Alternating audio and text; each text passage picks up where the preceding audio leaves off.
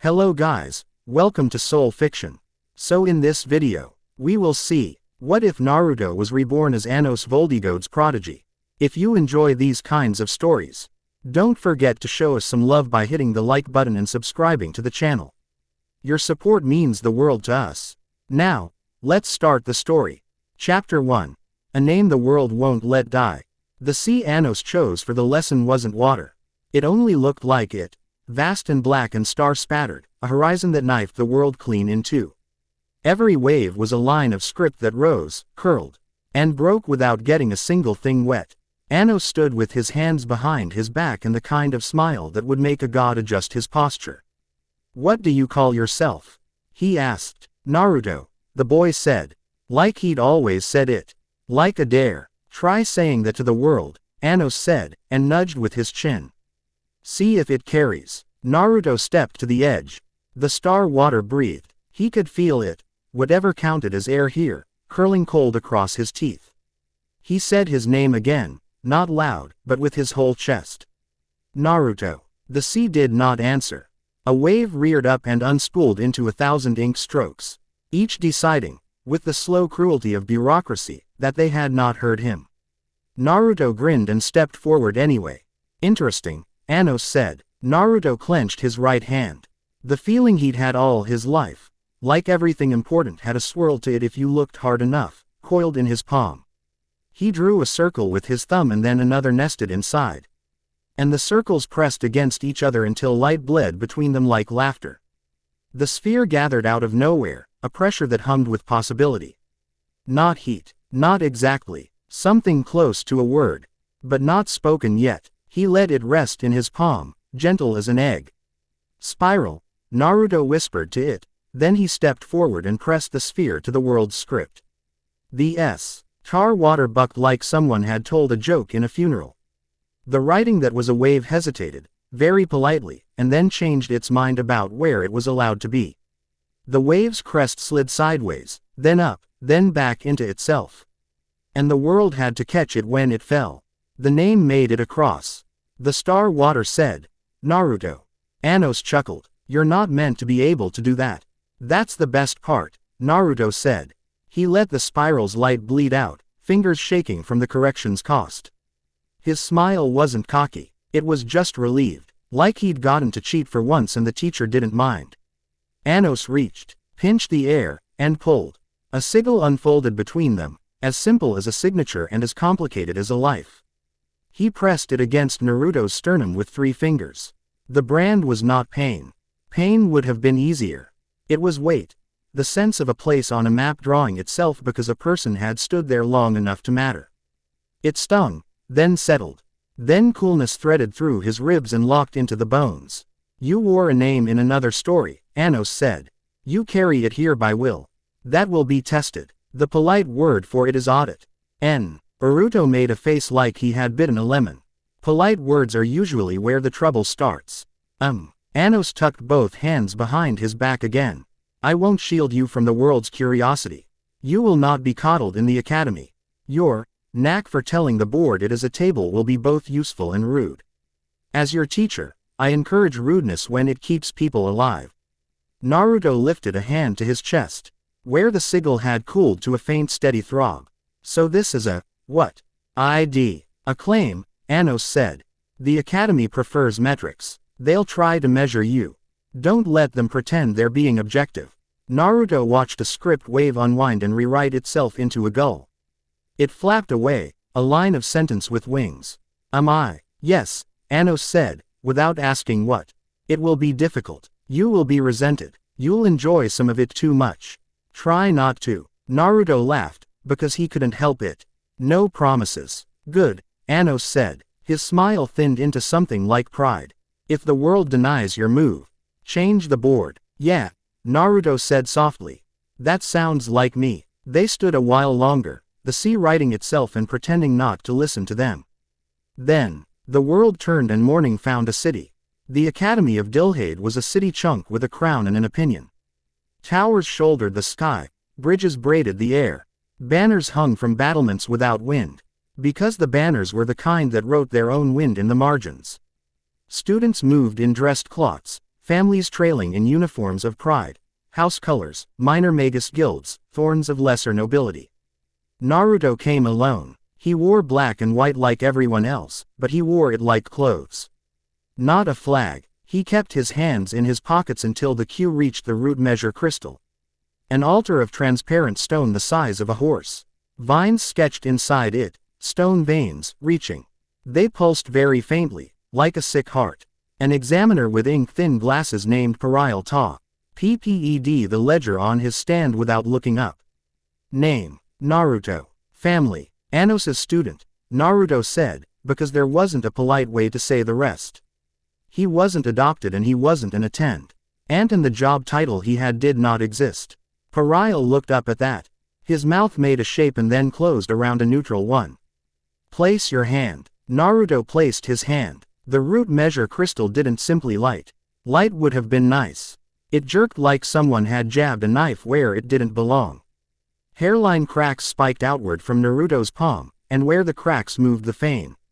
T-vines inside the crystal swerved to avoid them. Then the cracks stopped moving altogether, and the vines took one decisive left turn and grew into the largest rune Parial had ever seen. The first thing that Naruto did was take his hand away very gently, like he'd startled a person and not a rock. The second thing he did was say, "I'm sorry," to the crystal. The third was ignore the laughter. Not all of it was cruel. But some of it had teeth. House Demos, on the left, loved laughter with teeth. Naruto could feel their eyes. One pair in particular belonged to a boy with hair like spilled ink. And posture like someone born at a table he never had to set. He separated himself from his friends with a step that said showtime and sauntered forward. Vaynard Demos, the boy introduced himself without waiting to be asked. He leaned an elbow on the desk next to Parial's ledger, both casual and annoying. "I'll announce what you won't. I challenge." Parial blinked. "Mr.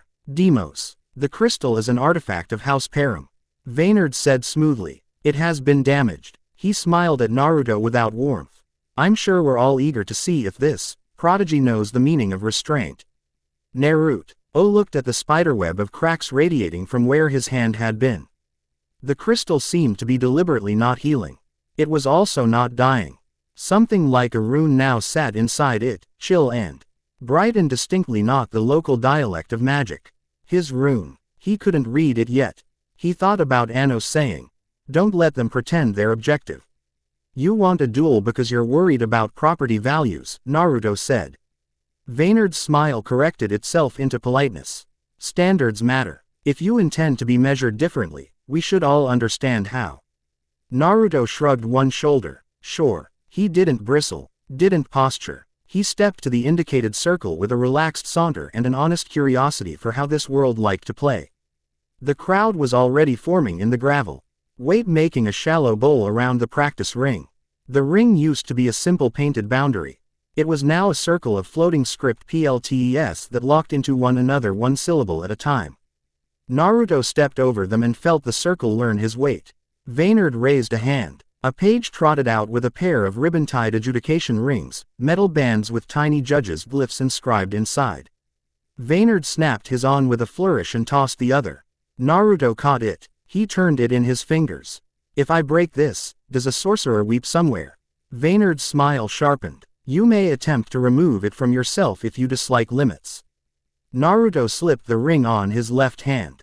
It tightened, cold. He could feel it looking for costs to levy. He lifted his right hand, open. To the boy across from him. "No maiming," Naruto said. "No lasting damage. No ripping inheritances out of people they didn't choose. No using anyone who isn't in the circle." Vaynard looked faintly offended. "Obviously. You didn't say it," Naruto said. Parial lifted the red flag and then the blue. He looked like a man steeling himself for a day of letters to trustees. "On my count. 3, 2, 1. Vaynard moved. He didn't chant. He didn't have to. The circle supplied the syllables. His family supplied the talent. The boy supplied the mean-spirited joy of being able to start a fight with no consequences. Black knives of bound shadow crawled up out of the ground and webbed for Naruto's ankles. Naruto didn't jump. He stepped into them and spread his fingers. The knives took his weight, because he asked correctly. His chakra, What he called it, because words were only good if they worked, ran out of his calves and into the seeking shards like warm breath. They flexed. They found him. He thanked them under his breath. And then, because he needed them too, they set like stone. Vaynard blinked. The second spell tripped because the first had completed with a state he hadn't intended. His trap was now a platform. Naruto smiled and ran. He ran at Vaynard on Vaynard's own knives like they were the most natural stepping stones in the world. He bolted left when the boy expected. Right because the circle expected left to be a cheat. He slid across a plate, heel hitting a glyph that tried to throw him. He let it, because momentum plus grace beat force. He arrived in front of Vaynard with no spine stiff drumroll. Just a boy moving very fast and meaning it. Vaynard snapped a wall between them, a shield of fossil syllables dense enough to stop a horse. Naruto touched it with his hand, very lightly, and didn't push. He drew the spiral with his thumb again, and this time he kept it small. It glowed against his palm like a captured heartbeat. He did not slam it into the wall. He set it, the way you might set a bowl of soup on a drunk friend's nightstand. The spiral throbbed. For an instant, the rules near Naruto leaned. In that lean, force was encouraged to be mercy. Nard's braced shield became slippery with its own righteousness. It held too politely. It could not muster the friction to throw Naruto away because Naruto had not invited a fight. He had invited courtesy. Naruto stepped through. He did not punch Vaynard in the chest. He bent the boy's wrist with 2 fingers and plucked the finishing glyph off the back of his hand like stealing a coin. The circle gasped like it had lungs. Vaynard's eyes flared. Pride speaks before wisdom. He went for a second casting. The kind that calls a personal weapon, the kind with a bit of ancestry in it, and Naruto shook his head once. No, he said it with the spiral still whispering in his hand, so the circle heard it as law. Vaynard's second casting snagged. The adjudication ring bit both boys for different sins, Vaynard for trying to escalate. Naruto for interfering with a friend's free will. They both winced. Naruto stepped back, still holding Vaynard's wrist. Yield, he said softly, so it wasn't an embarrassment. And I'll fix the crystal. Vaynard's mouth twisted. You think I care about? Yield, Naruto repeated. Not a threat, not a plea. A line. There was no good way to refuse that without admitting. A lot of things Vaynard did not intend to admit in front of his friends. He spat the word like a seed. Yield. The circle unmade itself in a satisfied clatter. The crowd had trouble figuring out how loud to be. Some students clapped because a good first-day duel was currency. Some booed because they'd been told to hate the person who made teachers remove their glasses. The House Demos children stared at Vaynard like they were too shocked by his yielding to decide whether to laugh. Naruto released his wrist and turned, already walking. He jogged to the root measure crystal, set his palm against the side, and breathed. Hey, he said to it, very quietly. I leaned too hard on your bones. Sorry, let me give that back. He closed his eyes. He remembered the wave at the Star Sea deciding to be kind for a second. He remembered the word that wasn't spoken yet. He remembered 1,000 small kindnesses he had been given from nowhere and tried to pay one forward to a rock. His chakra pushed. His fingers warmed. The crack spiderweb straightened, one line at a time, clicked, and then softened into luminous threads that looked less like breaks and more like inlays. The rune he had accidenta. LLY left inside the crystal became a design element. The faint vine structures inside the crystal investigated the new lines like cats, and then slept in them. Parial stared, then put a hand to his chest because his heart hurt. Naruto took his hand away, shook out his fingers, and did not turn around to see who clapped. He bowed to the crystal, and then he bowed to Parial. Welcome to the academy, Parial managed. Naruto grinned. Thanks. He drifted to the edge of the crowd and felt the eyes on him with the prickly little thrill he hated admitting he liked. He found a quiet girl already he'd D for the side door that most people didn't use. She didn't look at him. She didn't have to. People who build shelters don't often stand in doorways and ask to be thanked. You're Misha, right? He said, falling into step. She nodded, slow. You made the circle polite.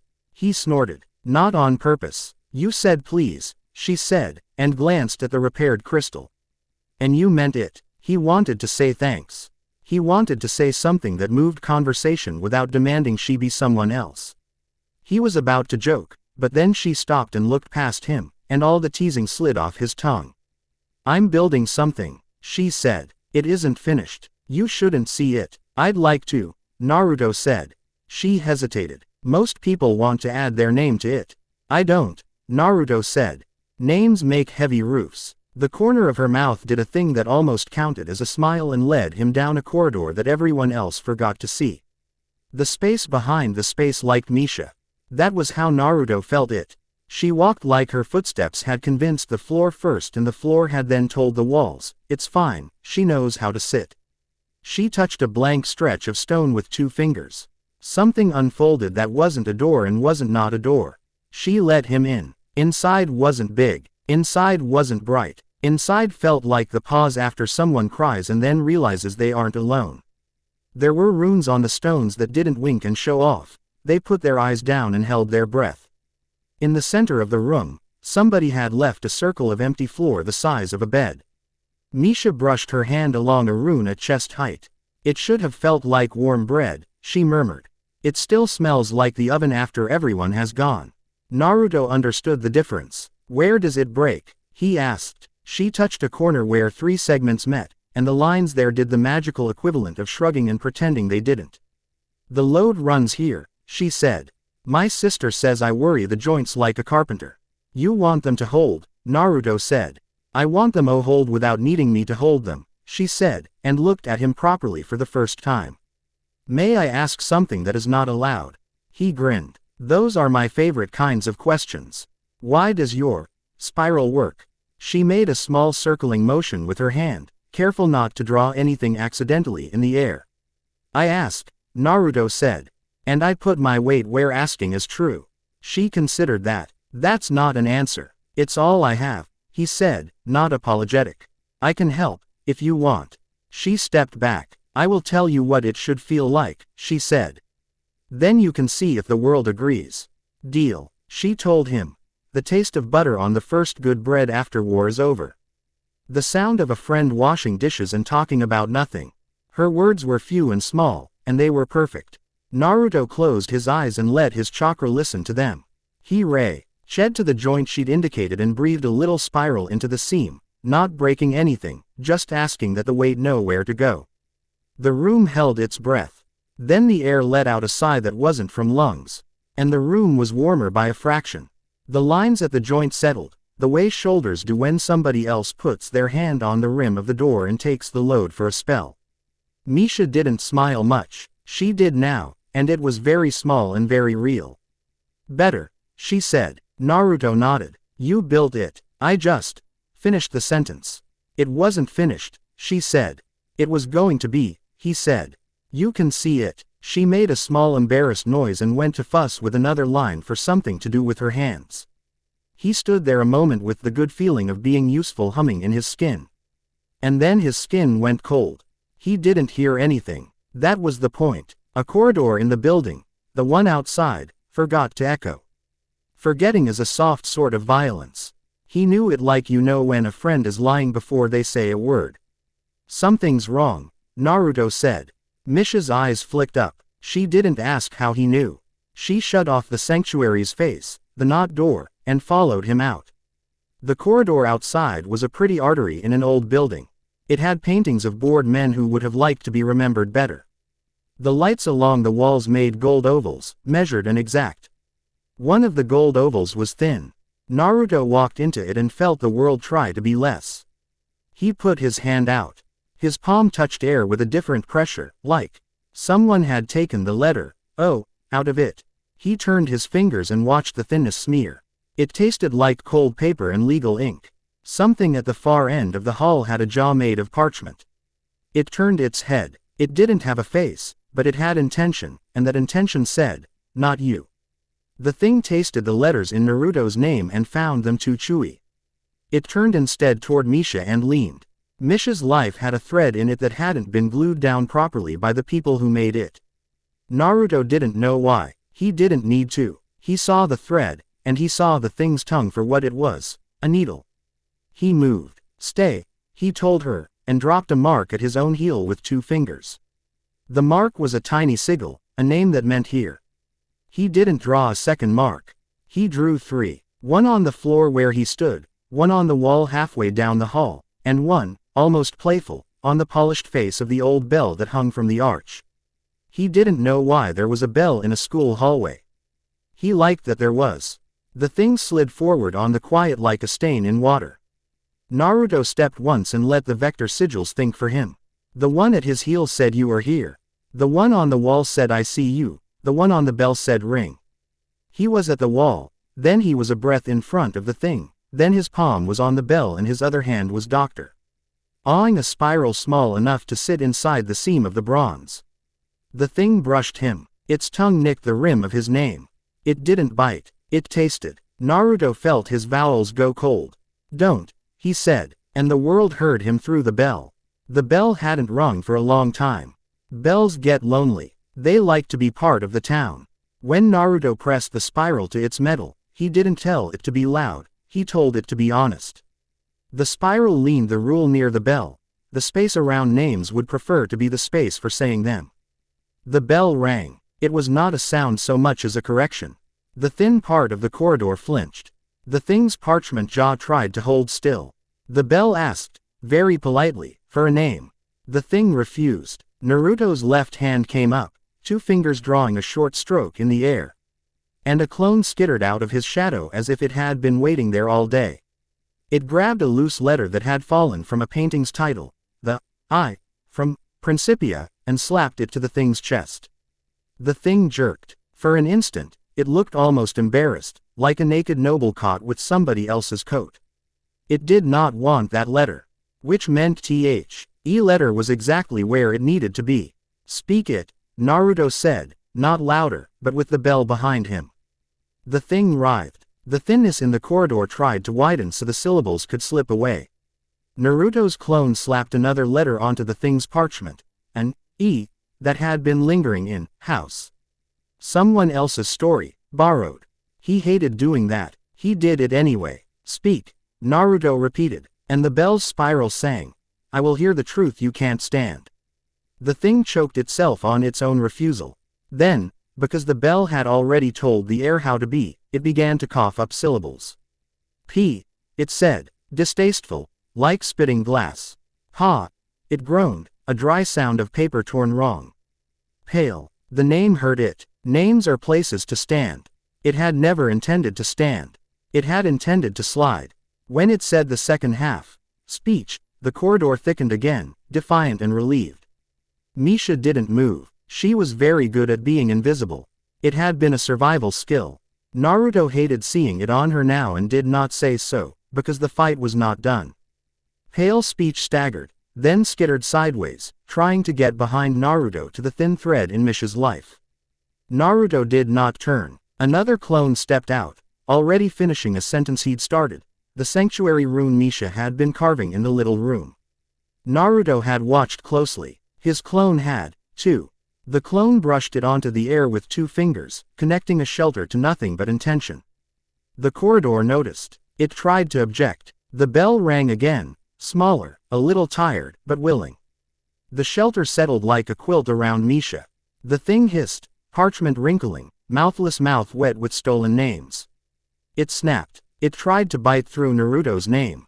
He stepped into the bite and let it mark him. The mark was a cold burn, an accounting entry written into the skin under his jaw. He felt the loss immediately. A fraction of the syllable that made the U in his name softened. Like somebody had put their thumb on it in wet clay.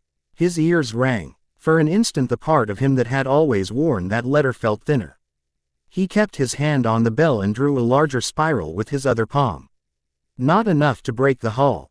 Enough to lean the way things preferred to be. In that lean, lies wanted to become confessions and thefts wanted to be receipts. Give it back, he told the thing quietly. It tried to flee into the names it had already eaten. Those names were not dead. They were just ashamed to be missing. The bell, bless the lonely thing, offered them a place to come stand without being watched.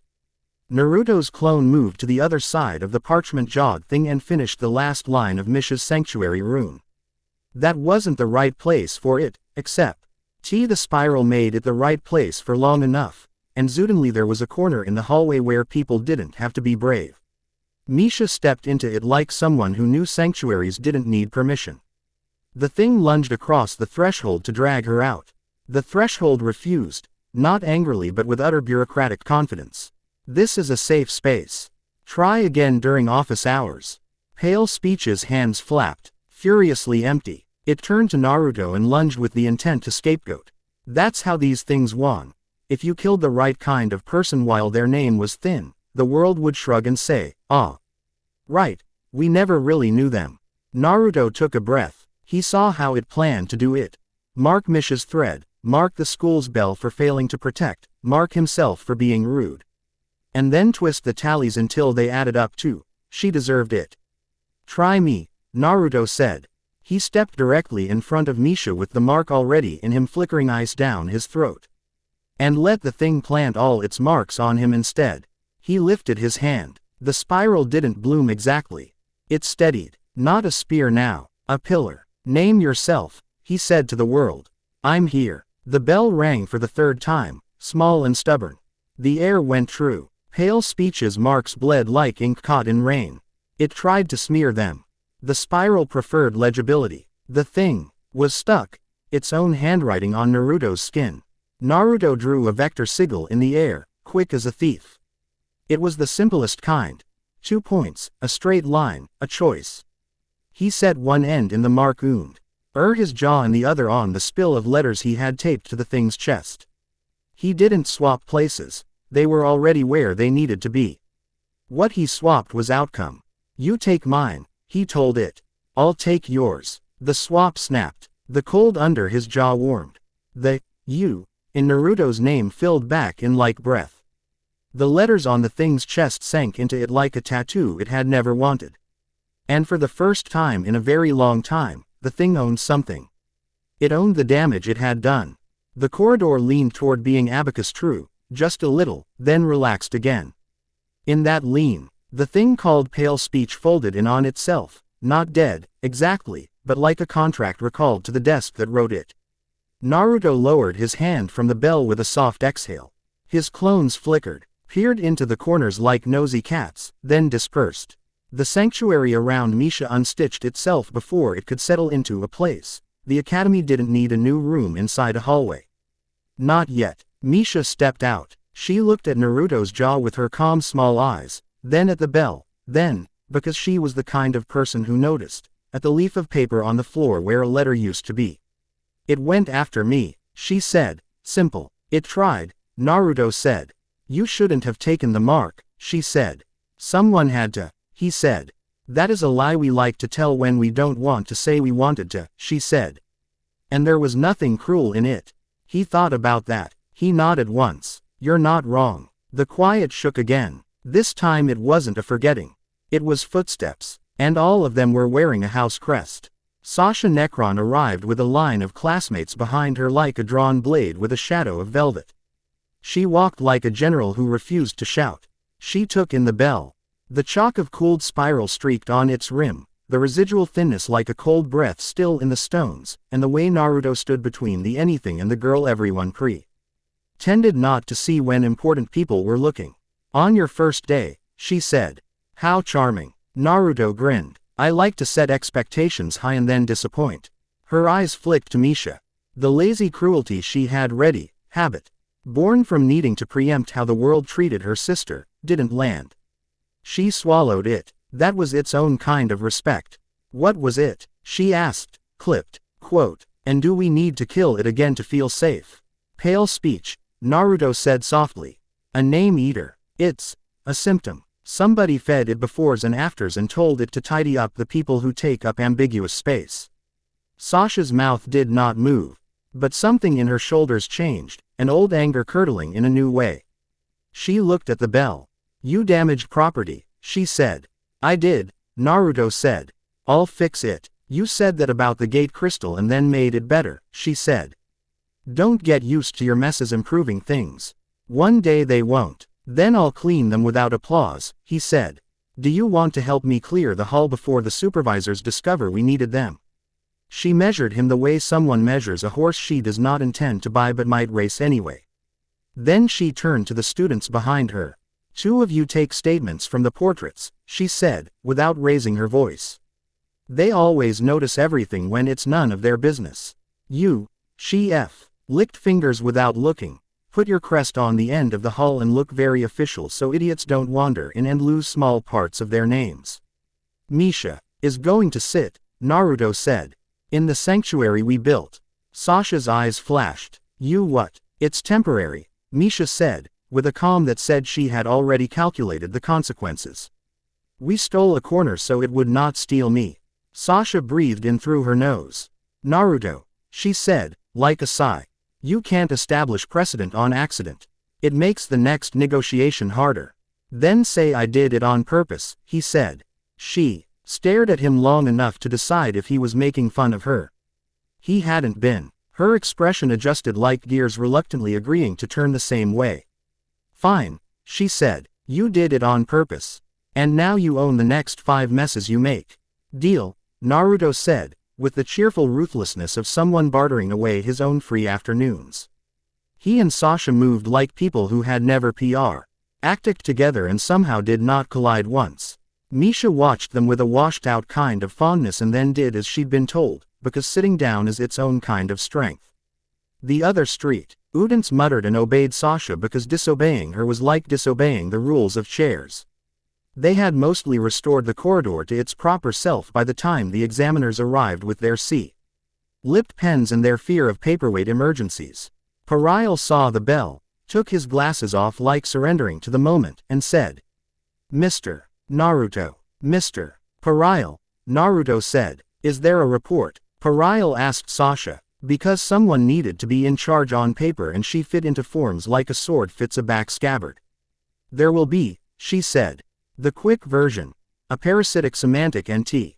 Tai attempted to remove a student by targeting ambiguity in her ontological ledger. Naruto intercepted, compelled the entity to self-name using an improvised resonance tactic, and forced outcome transfer. The entity has been recalled to whatever desk believes it owns it. Next time we lay a better ward on the bell. And put a sign. "A sign?" Parial repeated, numb.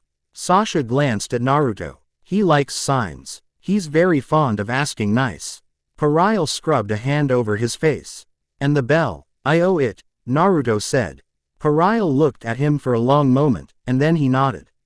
"Then go owe it." Naruto went. He didn't think about eyes on him now, he had work. He climbed the small ladder hung with honesty rope and put both hands on the bronze as if it had flinched and needed to know he wasn't going to startle it again. He closed his eyes. The spiral was always there, like a friend who would pick up if you called from jail.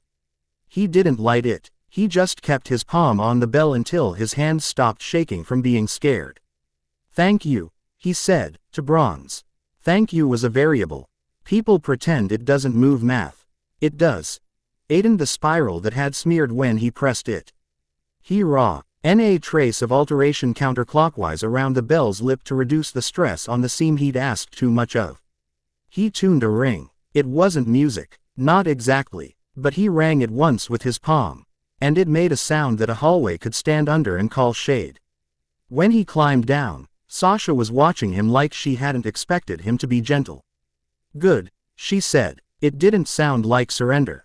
It sounded like a mark on a ledger that could either be a point for or a curse, depending. He shrugged. "I break things. Fixing needs to be part of the same motion." Her eyes warmed by a half degree. "You talk like you grew up in a village," she said. "I did," he said, and grinned when she realized he wasn't being metaphorical. A quiet displaced the quiet. It didn't rattle the air. It insisted. Anos walked around the corner like he had just finished laughing at a joke too big for anyone else's mouth. He did not look angry. He didn't look proud. He looked like a problem solver reading a report. "What do you owe the bell?" he asked. Naruto didn't answer right away. He put his palm against it again. The metal was warm now and didn't need him anymore. That was its own kind of goodness. He stepped back and faced Anos. "The kind of attention," Naruto said. "Where I look to see if someone forgot to put bread on the table. And I put it there if they did." Anos's mouth edged into a smile. And the boy you threw on his back while making the circle polite. I didn't throw him, Naruto said, grinning. He fell with style. Anos said. He tilted his head at the abyss in the corridor that wasn't an abyss anymore. And this thing? Naruto's throat scratched where the mark had been. He didn't rub it. I asked it to keep its own books. Anos huffed. Academic integrity. Always a hit. Somebody sent it, Naruto said softly. It wasn't brave enough to come alone. Anos nodded without nodding. If someone has noticed you, they will test whether you are alone. Be uninterested in those tests. Sasha saluted with 2 fingers, laconic and sharp. Already uninterested. Miss Necron, Anos said. You placed people well. Keeping students from trying to join a problem is underrated leadership.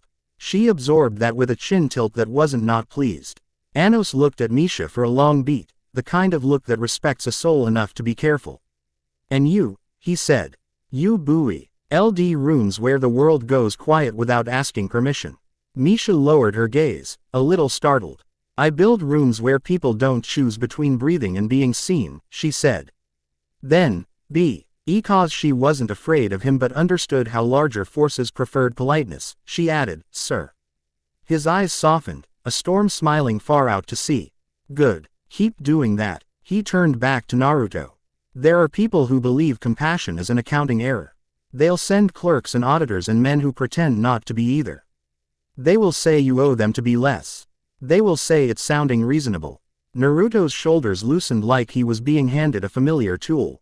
Then I'll be rude. Don't enjoy it too much, Anos said again, and then he was already walking away, the corridor making a path. The air putting its hair up because something handsome was going by. Naruto let out a breath he didn't know he had been holding.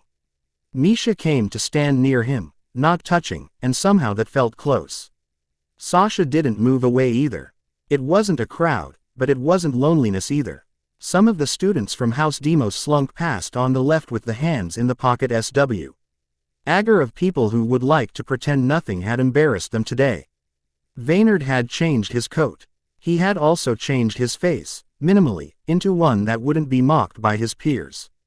He ousted when he got close enough to be plausible. You still owe the bell, he said. I'm paying, Naruto said, not unkind. Vaynard's mouth made a wry shape. Next time we duel in a place without bells. Next time we duel we both say please. Naruto said. Vaynard snorted, and then he nodded, very small, because Vaynard was a lot of things, and one of them was someone who stayed for the whole story. He left with his house like a dark river that had decided not to flood today. Naruto cracked his neck and looked at Sasha. So, do I pass the first day? Sasha's eyes did that slow measure again. You didn't fail, she said. We'll call that a win. Misha's sanctuary wasn't in the hall anymore, but the air remembered. Naruto could feel it. The place where, if you stood just so, the day didn't have teeth. He stepped back into it and exhaled.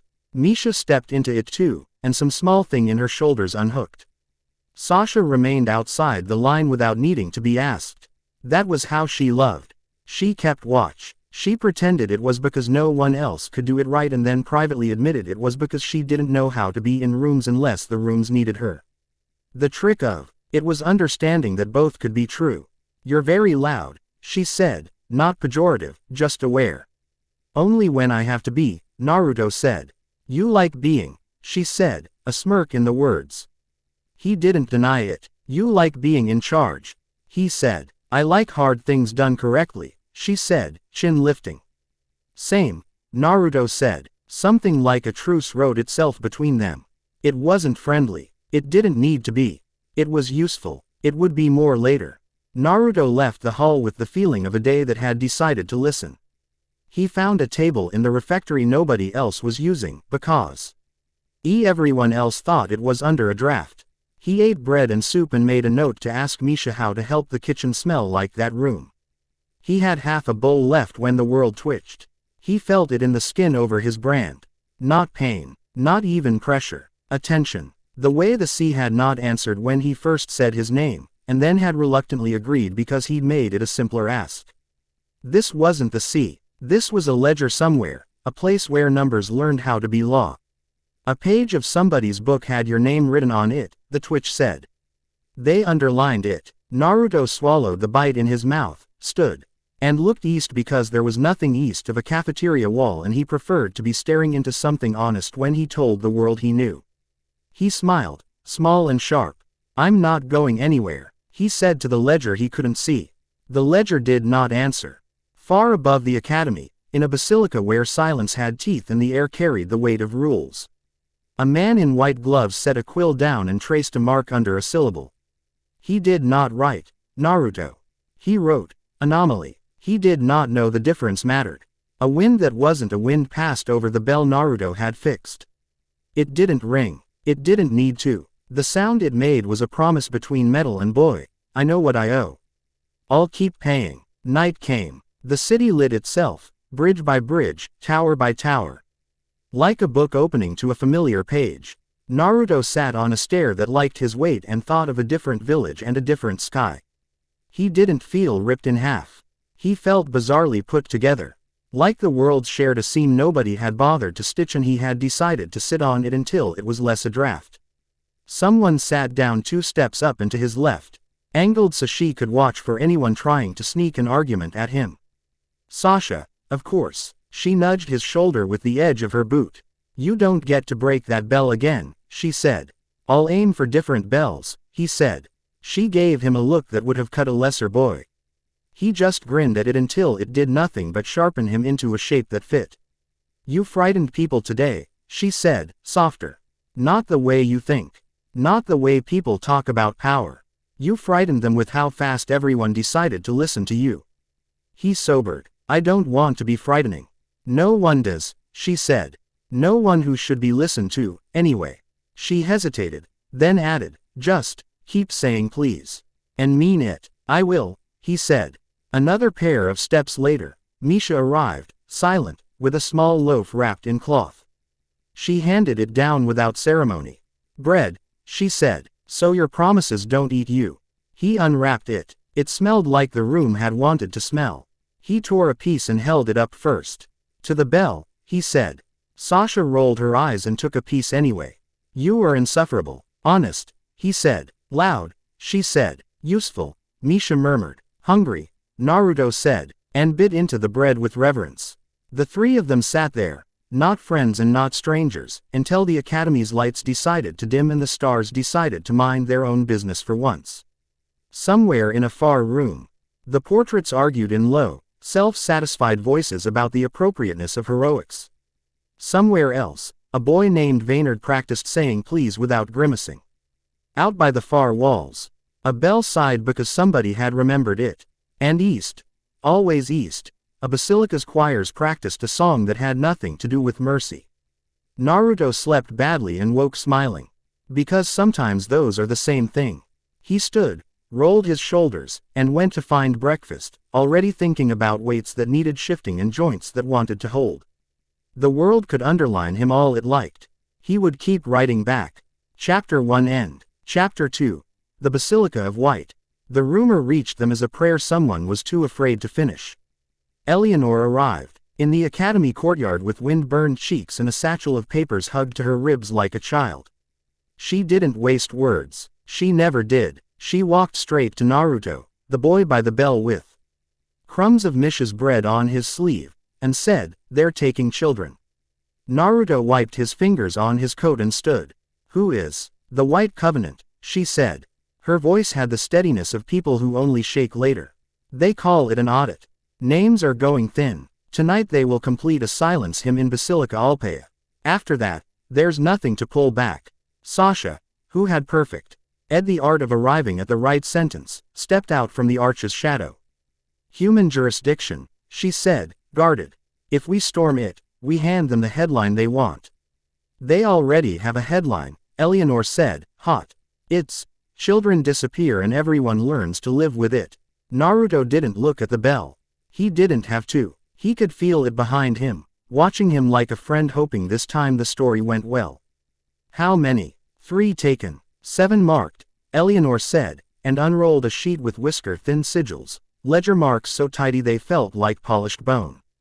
"They targeted from the border schools. It's no accident." Misha came quietly, bright hair a soft flag in the wind. She read the sigils at a glance and made a small, controlled sound that wasn't a word. Naruto exhaled and nodded once. "All right," he said. "We're going to break a miracle. We're going to do it nicely." Sasha's mouth went thin. "Nicely. Please," Naruto said, and he meant it. A voice drifted from the railing above, low, amused. "If you're breaking hymns, you'll want someone who knows how to sing the wrong notes." They looked up. A girl lounged on the stone balustrade like a cat who'd decided to audition for Sky. She had a lacquered black sheath along her thigh, a short harp slung at her back that looked battered in a loved way, and eyes like the second before a coin lands. She hopped down without creaking the railing and landed nose to nose with Naruto as if they had arranged it. "Rin Kurigane," she said. "Street stages, back doors, choir pits. I do resonance. I also do jokes. You do breaking and entering, too," Sasha observed. "Only symphonies and hearts," Rin said sweetly. "And sometimes padlocks." Eleanor glanced at Naruto, uncertain but hopeful. Misha looked at Rin's harp and relaxed by a hair. Naruto scratched his cheek. "We can't crash the front. We need to pass for a minor choir." Finally, Rin said, clapping softly. "Heists with costume changes. I knew the academy would be fun." Sasha was already walking, because planning happened in motion or it rotted. "We move in 2 hours. Eleanor, give me a map of the basilica's inner acoustics, every echo chamber, every chorus loft. Misha, I want a list of the places where sound prefers to settle. Rin," she flicked fingers, "teach us to breathe like people who sing professionally so we don't get caught by a bored usher." "What do I do?" Naruto asked. Sasha gave him a look. "Lead," she said, "and try not to get seduced by the first clever idea you have." "I cannot make promises," Naruto said cheerfully. "You can," Misha said. And he smiled without turning. Basilica Alpea sat where the human city should have had a market, which made sense when you understood how certain people shopped for order. It rose like a judge's gavel from the cobbles. White stone with spines of silver, stained glass that looked less like saints and more like receipts. The doors didn't have handles. They opened when you obeyed. Naruto's little choir of 5 obeyed enough. Rin's hum wrapped them like another person's coat, too big in the shoulders, sleeves a hair short, exactly the sort of wrong that passes. Eleanor carried a rolled parchment with enough seals to bore any guard. Sasha walked with the arrogance of someone who belonged. Misha kept her gaze where the floor wanted to meet it, and that's how you got into places men built to be looked at. Naruto, in a gray robe that felt like paper, carried a hymnal. He tried not to grin. A priest in white gloves nodded them past with the hazardous kindness of men who enjoy enforcing the minor rules because it means they don't have to face the major ones. Inside, the basilica was a machine. Not metaphorically. The ribs of the ceiling were tuned to vibrations, the benches were arranged to absorb dissent and amplify compliance. The altar wasn't a table, it was a desk disguised as piety. The choir lofts were cages with excellent acoustics. Rin's fingers found Naruto's sleeve. There. A set of glass bridges, transparent walkways strung over a white abyss of light, crossed the height of the nave like arpeggios. People in white moved along them, quiet and quick. Auditors, ushers, functionaries. The quiet machinery of refusal. Naruto kept his head down and the corner of his eye up. They slid into a minor choir stall, second tier. Rin set her harp against her knee and plucked one perfect nothing note that told all their bones not to answer when the basilica asked rude questions. Eleanor mouthed a prayer that wasn't on any page and smelled like clean hands. Misha closed her eyes and listened to where the building wanted to hide the echo of fear. Sasha watched the dais. At its center a man with hair the color of dusted snow dipped his quill in ink, lifted it, and wrote in the air. The words hung as translucent law. When he smiled, the smile was a straight line that had learned to curve for politics. This was no local clerk. This was the kind of person who the mistakes that got written into other people's lives. Eleanor's breath hitched. Arch-Lector Calvert, she whispered. If he's here, they're pushing the right hard. Rin's mouth flattened. He has a nice pen. I want to break it. Later, Sasha murmured. Targets. Patterns. The basilica began to sing. The silence hymn wasn't absence. It was pressure. It pressed down on sound like a teacher's hand on a messy paper. Sopranos carried the primary line, clear and cheerful as a wide street. Altos wove the second line, polite agreement. Tenors built the scaffolding, process, process, process. Basses rolled out a floor of consequence. It was a very beautiful thing, if you emptied your head and lay down on it. Naruto felt the edge of the melody nip his name. He held still. He didn't push back. Pushing made it a contest. He breathed the way Rin had taught them, in through the nose, out through the teeth, letting his ribs lift his shoulders and then settle them again. He looked from the corner of his eye at Misha. Her fingers were already twitching counts on her knee. She marked where the sound pooled and didn't behave. She leaned the tiniest bit left. Naruto followed the line of her attempt. Ion and saw the west transept's arch catch the alto line like a web. A hitch. A place to hide a wrongness. Sasha's hand brushed his elbow. 2 taps. Then 3. Then a pause. It wasn't code. It was Te. MPO. How long until the right reached the name-thinning part? He nodded, breath even. Mark lights, Rin murmured, and tilted her chin. Above the altar, 7 thin lanterns burned. Each flame corresponded to a name. 3 were guttering. 4 steady. Each gutter was a child huddled somewhere, papers already refusing to hold ink where their names should be. Naruto's jaw set. He thought of the bell. He thought of the sea. He thought of living with a lot of bad rules and choosing when to be rude. He looked at Eleanor. If you had all the light you needed, he whispered, what would you do? Her eyes shone with something too honest to be religious. I would make it so full that it chokes on the kindness it fakes. Good, he said softly. Save that breath. They moved on his blink. Rin rolled a note up her tongue and unspooled it over their heads like a ribbon. It pushed their breath into the right shape and made their little stall vanish to the eyes trained to notice leaps, not slides. Ms. Ha slipped her fingers along the underside of the choir rail and pressed 3 tiny rune stitches where wood met stone. The stitches weren't spells. They were reminders. Hold for joy, she told the structure without speaking. It liked being told why. Sasha slid out and down the stair like a shadow had decided to stay and see the end of a play. No one saw her until she was exactly where she meant to be, a side aisle 2 strides from the dais steps. Eleanor sank to her knees as if to pray and did not. She opened her satchel and loosened the seal on a jar the size of her palm. Light curled inside it, warm and shy. Naruto stood last. He didn't stand tall. He stood like a man who had come to sing. The choir around them didn't notice when he hummed. People rarely notice one wrong note if it acts like it belongs. Rin's eyes flicked to his mouth. She mirrored him a half-beat later but 2 degrees off, creating a pattern that looked like noise. Misha found the west transept's hitch and breathed into it. Please hold this for me. The stone was flattered. Calvert's pen lifted, dipped, wrote.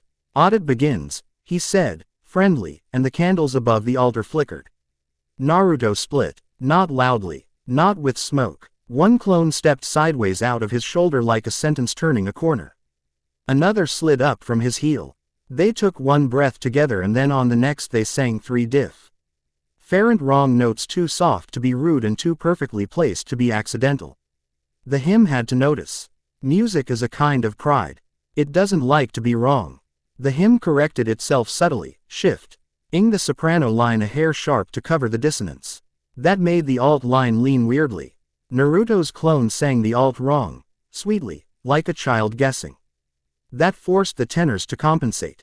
The basses rolled over the altered chord like a landslide discovering it was over water. Rin nearly smiled, feral and delighted. Oh, you arrogant thing, she breathed to the hymn. Come and get me. She plucked her harp once. The sound didn't carry. It nudged the hymn's hinge. The echo chambers above them, those perfect, practical bellies, started to project honesty, the children's tremors, the guards' bored exhalations. The hush where prayers should go. Calvert's head tipped. Second tier, he said mildly to no one, because men like him are used to being obeyed by the air. Check the intonation. 2 ushers in white peeled toward them across a glass bridge. Sasha moved then. She didn't attack. She corrected. She tapped the hilt of one usher's baton with such precise contempt that it shifted the man's stance into something any instructor would scold, a small humiliation disguised as a lesson. He paused, irritated, and glanced down at his feet. In the angle of that glance, Eleanor's hand moved, and a kindness in a jar unstoppered itself into the hymn-like heat. The bass line tried to eat the light. It choked. The light wasn't loud. It was generous. It filled the spaces the hymn had left empty and made them uncomfortable. The room, which had been so proud of its tidy lack, discovered the burden of abundance. Calvert's smile thinned a fraction. He tapped the quill in the air and candles above the altar guttered harder. One winked out. The press on Naruto's name increased. His clones sang wronger. Rin split her hum into harmonics that slid like knives between piano keys. Misha stood. She walked out of the stall and put her hand on the Great West Arch as if greeting an old friend. The white stone under her palm tried to be aloof. Misha had no patience for shy architecture. She pushed a line of sanctuary through the arch's core like sewing a hem. Not a room. This time a corridor, invisible, that took sound and opinions and directed them where they would do the least harm. Hold for joy, she told it again, and felt the stone's tired relief. They had been asked to hold so much that was not joy. The ushers on the glass bridge finally found their focus and moved faster. Sasha matched them, not intercepting. Simply arriving first where they hadn't gotten yet. It's a neat trick. She took the bottom stair of the dais and called, Arch-Lector. When he looked, she was already at the second stair. Your intonation is lovely. Third stair. A pity about your argument. Calvert's quill did not falter, but the faintest halo of frustration climbed his neck. The demon houses never lack for opinions, he said, and flicked the quill. A ward arced toward Sasha. Not a wall, an etiquette. She ignored it. She stepped around it like stepping around a man who had not been taught to cue. She didn't draw a blade. She didn't need to. She was one. Two ushers moved to flank her. She tapped one in the throat with her knuckle, gentle, the other in the knee, precise. They fold. Ed in the universal language of please sit. She kept climbing. Above, the candle of the smallest child trembled. Naruto breathed in. He remembered what Eleanor had said. Choke it on kindness. He ream. Beard Rin's grin. The wrong notes are a bridge if you place them like stones. He lifted his hands and clapped softly, once, and the clones shifted together with him like geese learning a new flight line. They sang. Not words. Not even a melody, at first. They sang the sound of a mother saying a name and meaning. Come set the table. They sang the rasp of a teacher who stays late. They sang the sound bread makes when it tears. The silence hymn bent to swallow their insolence and found itself lifting to meet something it had not expected, gratitude. It isn't a claim, it's an expense paid. The candle steadied. On the highest glass bridge, a figure in water blue stepped out of a shadow that was not a shadow. Her hair was the color of midnight dragged through a river. Her blade was a crescent, clear as glass. The edge beaded with dew that wasn't wet. She didn't look like the ushers. She didn't move like the auditors. She moved like a person who had built their body like a prayer and then apologized to no one for using it. Naruto saw her at the same instant she saw him. A mark burned into being above the dais, an Erisray glyph, a failsafe. Whoever tripped it would be rounded down. She approached it with the awful calm of someone ready to die for a math they believe in. Tsuki no aim, Eleanor breathed. Aim walked the glass like water and gravity were courtesies she respected but did not obey. She ignored Sasha because ignoring Sasha was a mistake you make when you don't understand what keeps the world around you from cutting itself. She moved toward a small figure huddled near A.C. War Boy's stool, the smallest of the marked children, clutching their name in a fist that ached. Naruto's body made the decision before his plan did. He drew a vector sigil in the air with 2 fingers, quick, sure. He set one end on the child's thin shoulder and the other on his own. The swap wasn't location, it was consequence. Aim's blade fell. It struck Naruto's shoulder. No blood, no slice. It wasn't that kind of weapon. It wrote a line across his name that would have erased a child in a way you couldn't explain to people later without breaking. Naruto blinked at the hurt. It felt like someone had cut a thread in his life that held up a memory of laughing in the rain. He steadied, set the spiral in his palm very small, and smiled at Aim like she was a storm that deserved honesty. Hi, he said, you're very good at your job. Quote, she tightened her grip by a hair. Stand aside. No, you can't keep them all, Aim said. It wasn't cruel. It was weary. The math doesn't let it stand. You are a variance. The ledger notices. We repair. Repair doesn't mean destroy, Naruto said. That's lazy. Her eyes flickered, the first ember of anger that wasn't borrowed. What do you know about repair, demon? He didn't tell her about bells and bread and walls that wanted to be rooms. He just moved. She moved. It was not a sword fight. It was a conversation at speed. Aim's water moon blade cut silence in the expectation of voices.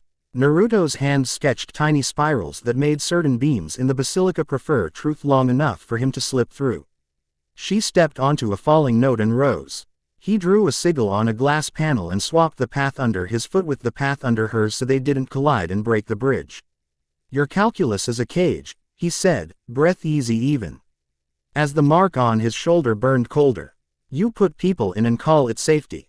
And your compassion is indulgence, Aim said, no heat, and cut a support line for the failing candle. It steadied. Her cut had been protective. She was helping the hymn and she believed she was saving the room from collapse. They circled above the altar. Sasha reached the dais and met Calvert's eyes at last. He did not flinch. He looked through her as if through glass. She put her hand on his desk. Close the book, she said. It has not finished writing itself, he said.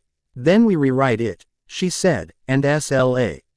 PPED his quill with 2 fingers so it drew a loop instead of a line.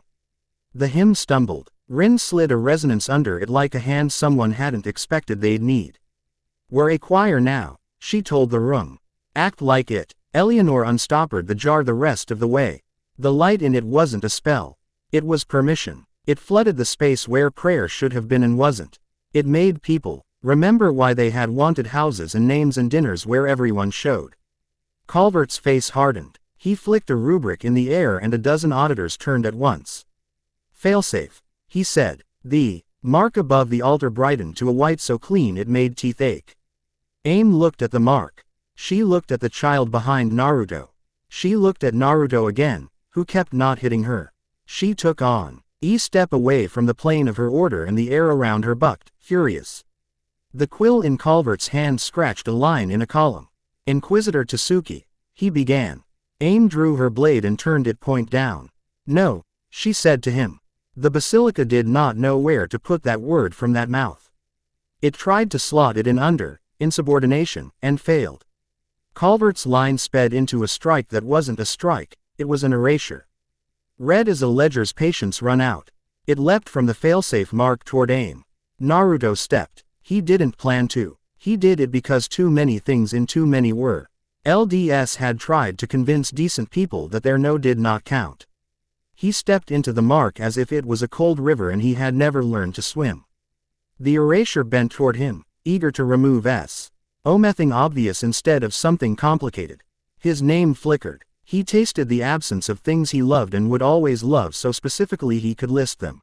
Rain on a roof, a hand on a doorframe. The way kids laugh when they manage to stack 3 apples on a sleeping friend's chest.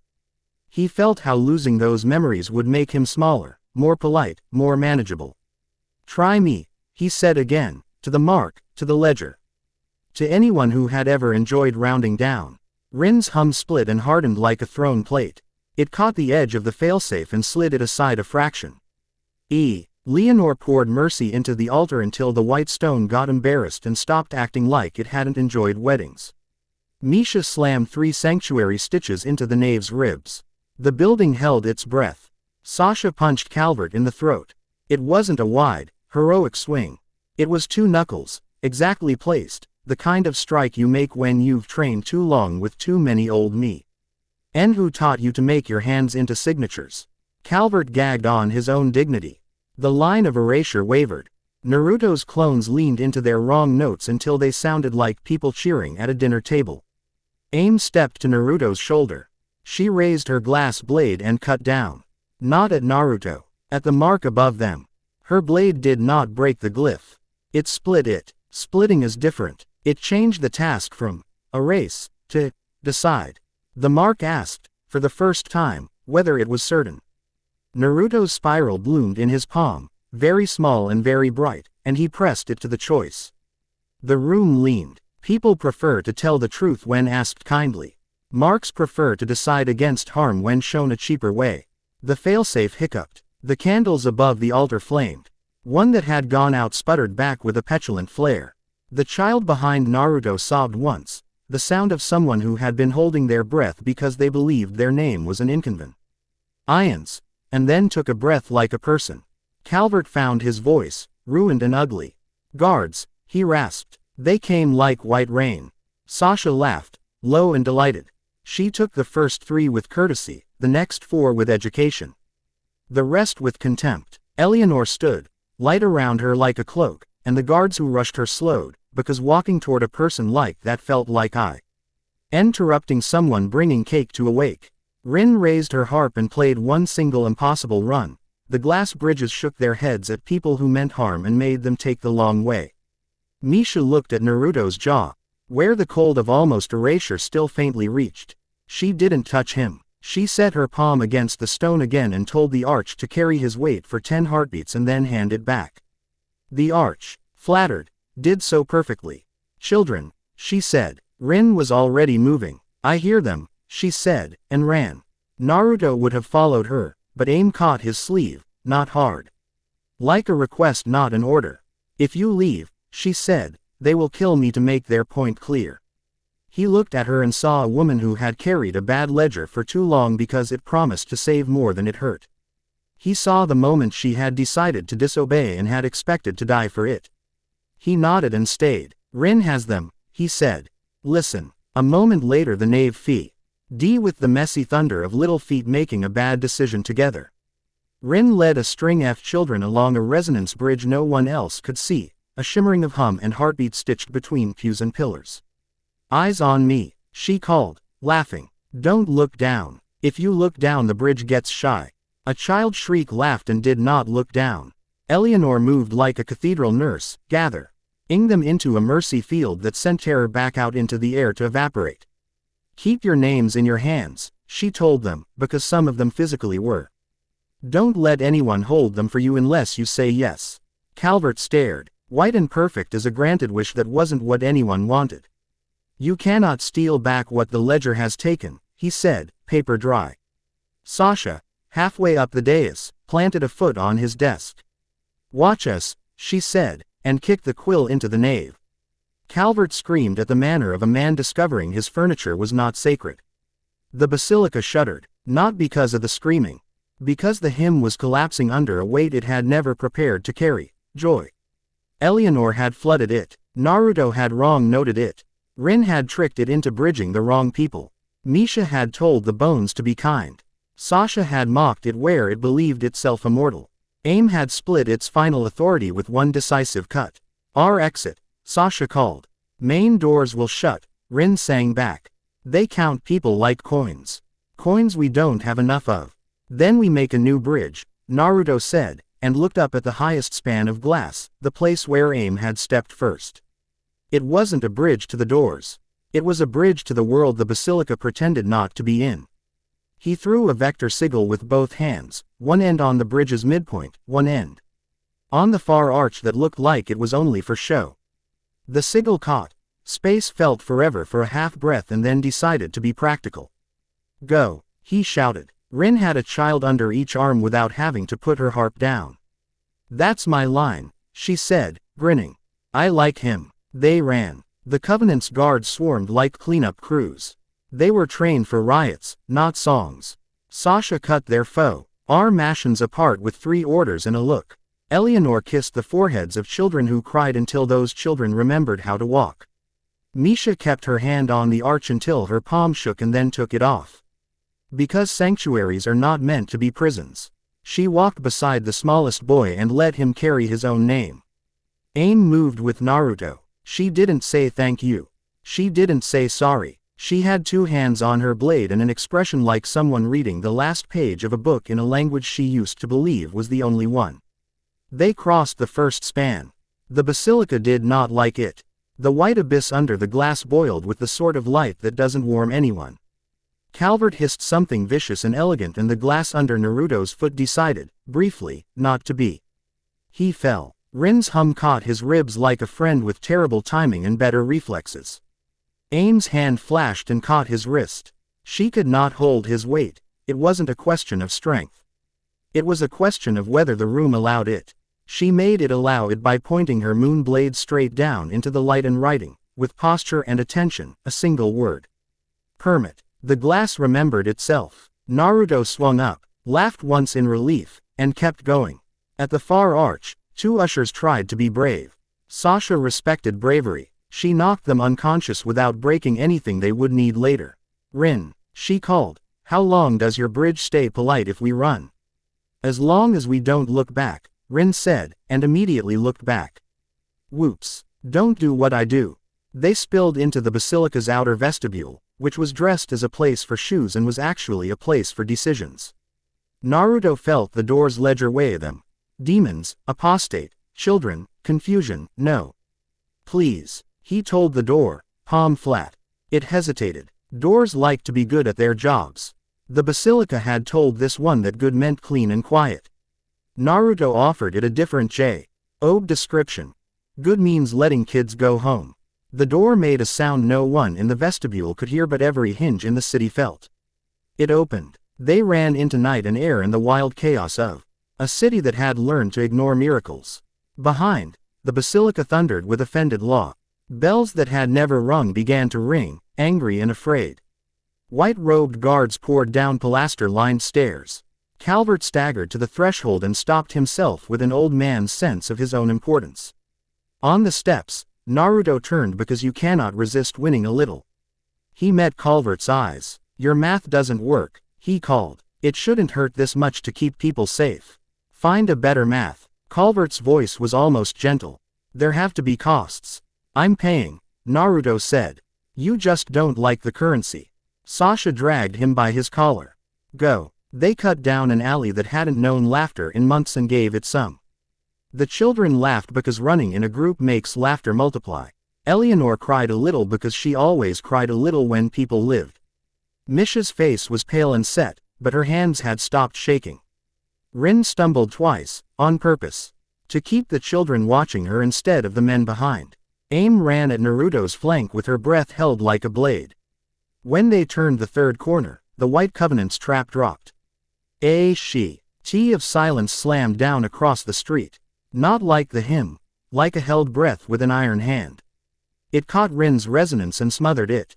The bridge under their feet hiccuped. The children, caught mid-stride, froze in fear. Naruto didn't slow. He couldn't. He went through the sheet like a man walking through a bad memory. The slice on his name flared. For one heartbeat the world could have forgotten him. Misha's hand touched the stone at her side and reminded it to remember him for her. It did. On the other side of the silence, 3 men in white armor raised rods that weren't weapons until you understood they were. One chanted. The other 2 smiled. Sasha took the chanter. Eleanor stepped into the rods, line of intent, and made it very awkward to aim at a person who looked like she loved you better than your mother did. The smiling men faltered, wrong-footed by dissonance that felt like being 16 and realizing you didn't want to be a soldier. Aim stepped in front of the closest child without thinking. An auditor's rod rose. She didn't draw her blade. She stood there and let the man see who he was about to hit. He hesitated. Naruto crashed into him with the good manners of a boulder. We're done, he said. The alley ahead brightened. Not with light, with permission. Rin found a wall that liked her and played the stone with her knuckles until it remembered a passage why people had used when they were young and late and laughing. A door that hadn't existed in a century decided to do someone a favor and be there. They plunged through. They came out in a courtyard where laundry hung like flags. A woman on a second-story balcony looked down at them as if this happened most Tuesdays and sighed. Kids? She asked. Returning, Eleanor said. Laundry's clean, the woman said. Don't hit it. They did not. They hit the street beyond with the momentum of people making new rules. Behind them the White Covenant did not give chase into laundry. Some rules are older than the ones they write down. They reached the border of demon and human quarter like a thought hitting a boundary. Soldiers hesitated. So did Naruto. If they follow, Sasha said low, we scoop them where jurisdiction embarrasses them. They won't, Aim said. She was right. The Covenant did not cross. Calvert stood on the basilica steps, far behind, and set his quill on his desk again with false calm. This isn't finished, he said to the white air. A wind tugged the laundry lines, and the shirts nodded as if to say, we know. They hid in a little church that had reinvented itself as a soup kitchen. It smelled like onion and hope. Eleanor knew the woman who ran it. The woman hugged the children in order of shortest to tallest, then smacked Naruto with a spoon when he tried to help stir. You'll ruin it, she said fondly. And put him to chopping carrots instead. Rin found a corner and tuned her harp until the building decided not to notice them. Misha took off her shoes and stood in middle of the floor with her eyes closed, feeling where the sanctuary wanted a seam. Sasha sat on a stool and handled the logistics of having 12 new little humans in a room with limited bowls without making it look like she was in charge. She was. Aim stood near the door as if the act of not leaving needed guarding.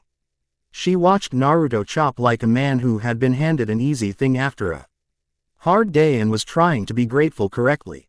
Why did you take the mark? She asked finally. He blew a carrot hair out of his face. Someone had to, he said, easy. She smiled, small and bitter. That lie again. He didn't flinch. I wanted to, he said, more honest. I've had things taken from me I didn't agree to. If I can choose this time, I will. Aim looked at the spoon in Eleanor's hand as if it held a philosophy. In the Covenant, choosing is a luxury we pretend to be allergic to. It makes our math harder. You can change your math, Naruto said. That's what people who are good at certain kinds of winning always say. She said, not unkind. I'd like to believe you. Belief is expensive. He passed her a cup of water. Not with flourish, just a cup. She took it. The water tasked Ed like a street that didn't turn anyone away. Eleanor finished organizing bowls and came to sit with them, cheeks still blotched. We'll have to move them by morning, she said. The Covenant argues after they take all night sometimes. By dawn they decide to pretend they didn't lose. It won't be safe here tomorrow, Sasha said. We'll scatter them through houses with good locks and decent neighbors with terrible gossip. Gossip works, Rin said, stretched across 2 chairs, harp on her belly. White robes don't like it when 3 grandmothers have opinions. Misha came to stand at Naruto's shoulder. Bare feet soundless on the church's old wood. She watched him chop. He slowed a fraction without being asked. That wasn't a room, she said of the sanctuary she'd laid in the basilica. But it acted like one. Rooms are a tone, Naruto said. She nodded. I can teach others. If they want, they will, he said. She looked at Aim and didn't look away. You cut the mark. I cut the habit, Aim said. For a second, it will grow back. Then we cut it again, Misha said, simple as bread. Aim laughed, and it was not a pretty sound. It was a sound like the first honest thing said in a bad meeting. She wiped her face with her wrist, annoyed at herself. I won't go back, she said. That's not a speech. That's a logistical problem. I can't go back. You don't have to decide tonight, Naruto said. Everyone says that when the only correct decision is right now, Aim said. I used to say it to people. It was kind and it was cruel. It gave them a night of sleep and then I took their name in the morning. He turned the knife on the board and set it down. I'm not taking anything from you. You already did, she said, but there was no heat in it. You took the end of my life and made it a middle. Sorry, he said. Don't be, she said softly. I'm not. Silence hummed for a moment, a good one. The kind Rin would have caught in her strings to save for later. The children ate loudly. The soup was far better than it had any right to be. Eleanor told a silly story about a research golem who had fallen in love with a stack of books and refused to reshelve them, and a boy corrected her details with the self-importance of 7-year-olds, and everybody clenched their teeth not to cry too much again. Sasha drifted to the doorway and leaned against the frame just so, a sun-shaped sign that said nothing gets past without explaining itself. Aim drifted there too, because leaning against things is how certain people remember they have weight. They stood near enough to count as peace and far enough to count as options. Naruto washed the knife, dried it, and hung it where knives live. He looked at his hands and then at Misha's, and then at the door. Tomorrow, he said, they'll come with nicer words. They always do, Aim murmured. We'll bring better ones, Rin said, plucking her harp in a lazy apology to the ceiling beams for every boot that had kicked them.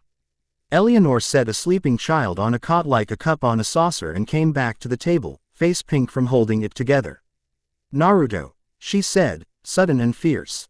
What you did, taking the mark, don't make that your habit. It's already a habit, Sasha said from the door, not unkind. We're just going to be infuriatingly careful about where he spends it. Well, Rin said, if we're forming a club, we need a name. No, everyone said together, and laughed, and that was how you keep a night from turning into a story with a pointy ending. They did not sleep much. Misha showed Eleanor the TCHES she'd used on the arch until Eleanor's hands learned one more way to help. Rin taught 2 of the children how to hum under their breath in a way that made bad rooms tired. Sasha made roots on a piece of brown paper with a stub of charcoal like a general, pretending maps were puzzles and not prophecies. Aim sat with her back to the door and looked at it until it stopped feeling like a friend. Near dawn, the night broke into the sound of boots. Time, Sasha said. The street outside was not quiet. It was respectful. You do not shout when you are about to do something you will later claim you didn't. A cordon of white and steel formed at the end of the lane. The Covenant had come tidy and polite, and with enough men to make politeness redundant. At their head, not Calvert, he knew better than to step into places with soup smells. A woman with a face like the middle of a winter morning, neither cruel nor compassionate. She raised a gloved hand. We request the return of assets belonging to the custody of names, she called. We request you learn different nouns, Sasha answered at a conversational volume. Aim stepped out beside her, blade down. The gloved woman blinked, slow. Inquisitor Tsuki, she said. Your ledger is no longer yours, Aim said. You signed it, the woman said. I'm unsigning, Aim said. That's not how that works, the woman said, with the tiredness of someone explaining to a child why roofs exist. Naruto walked out with his hands up. He did not enjoy conversations like this. He was not afraid of them either. You came with a hymn last night, he said. Today you came with manners. Tomorrow come with breakfast and we'll talk about policy. You are an anomaly, the woman said, and there was something like pity in it. She lifted her hand. A faint mark sketched itself in the air. Small and neat. Naruto felt the tug at his name, and the bell behind his heart rang once without sound. Before the woman could close her fingers, the laundry lines above the lane filled with grandmothers. They had not been there a moment before. They did not have magic. They had opinions. White gloves, one called. You're scaring the boy. Another. And the children.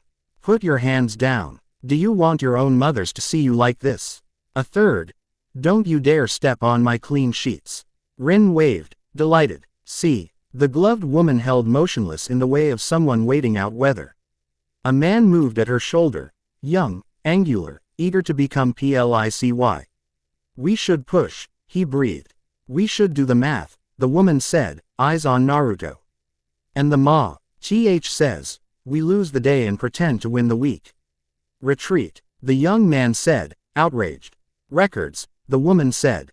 Records can be edited. Memories are difficult. She lowered her hand. Her face didn't change. It cracked, slightly, at the edges. We will return, she said, as if promising something tasteful. She turned. The Covenant moved with her. People don't cheer when villains leave politely. They exhale and try not to shake where anyone can see. Naruto did both those things and then went back inside and leaned his forehead on the soup kitchen's cool door until he felt like a person again. Aim stood near. They will come worse next time. I know, he said. You can't stand in every door, she said. I can teach people to hold them, he said, and looked at Misha, who was Alred. Why cutting scraps of cloth into strips that could become ward knots if you whispered right? Aim watched his face as if reading a verdict she had not agreed to be consulted on. I don't have a house, she said.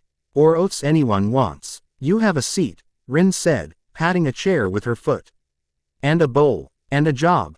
Keep the door closed until the soup's gone. Aim sat. It wasn't surrender. It was gravity. Sasha leaned 2 knuckles on the table. You're not one of us, she said to Aim. Not yet. Understood, Aim said. But if you keep doing that on stairs, Sasha said, and there was that heat again, the one she never named. We'll get along. Misha slid a strip of cloth across to Aim. Tie it around your wrist, she said. So your blade doesn't slip when it gets wet. Aim took the strip. She tied it. It looked like a white line over the blue of her veins. She glanced at Naruto. You gave me water, she said. You kept the bridge under me, he said. We're even, she said. For this hour, he said. The children, full and furious with their own survival, staged a game of throwing stale bread at Rin's harp. Eleanor scolded them lovingly and made them help clean. The soup pot scraped empty and gleamed. The morning did not burn the city clean, it just revealed the dirt that stayed. That felt correct. When it came time to move the children to houses with good locks and terrible gossip, Naruto did not lead the procession. Sasha did. He stood at the door and watched them go.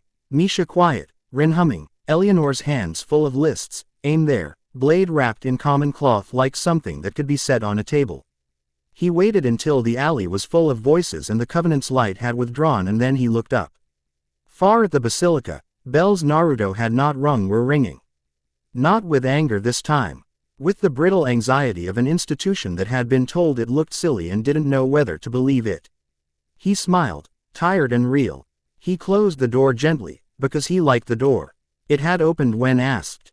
It deserved gentleness. On the table, a quill he had not stolen but had rescued from a gutter lay drying. He took it up and wrote one word on a scrap of paper for no one to see. Thanks. The paper didn't do anything. Which is to say, it did exactly what he needed. By dusk, the city's rumor was already singing. A demon student had broken a human miracle to save human children. By night, the rumor had changed clothes and learned to dance. In a room with bad lighting and very strong tea, a woman in white gloves wrote a new line in a new ledger. Implement alternative containment strategies. In the academy, Anno sat with the bell and laughed like thunder rolling around mountains. Naruto slept on a bench near the kitchen window with his head on his folded arms. The brand on his chest cooled and steadied. In his dream he walked across a glass bridge and the glass kept letting him because he said please every time. When he woke before dawn, Misha was there. Her eyes soft with a tired happiness. She handed him a heel of bread. For paying, she said. He broke it, mouth crooked. For teaching. They ate in companionable silence, and when the first market carts rattled by, he stood and stretched and looked east, because some habits are hopes. He didn't feel watched. He felt noted. Come on, he said to the day. Let's make your math expensive. Chapter 2 End. Chapter 3. The 7 syllables.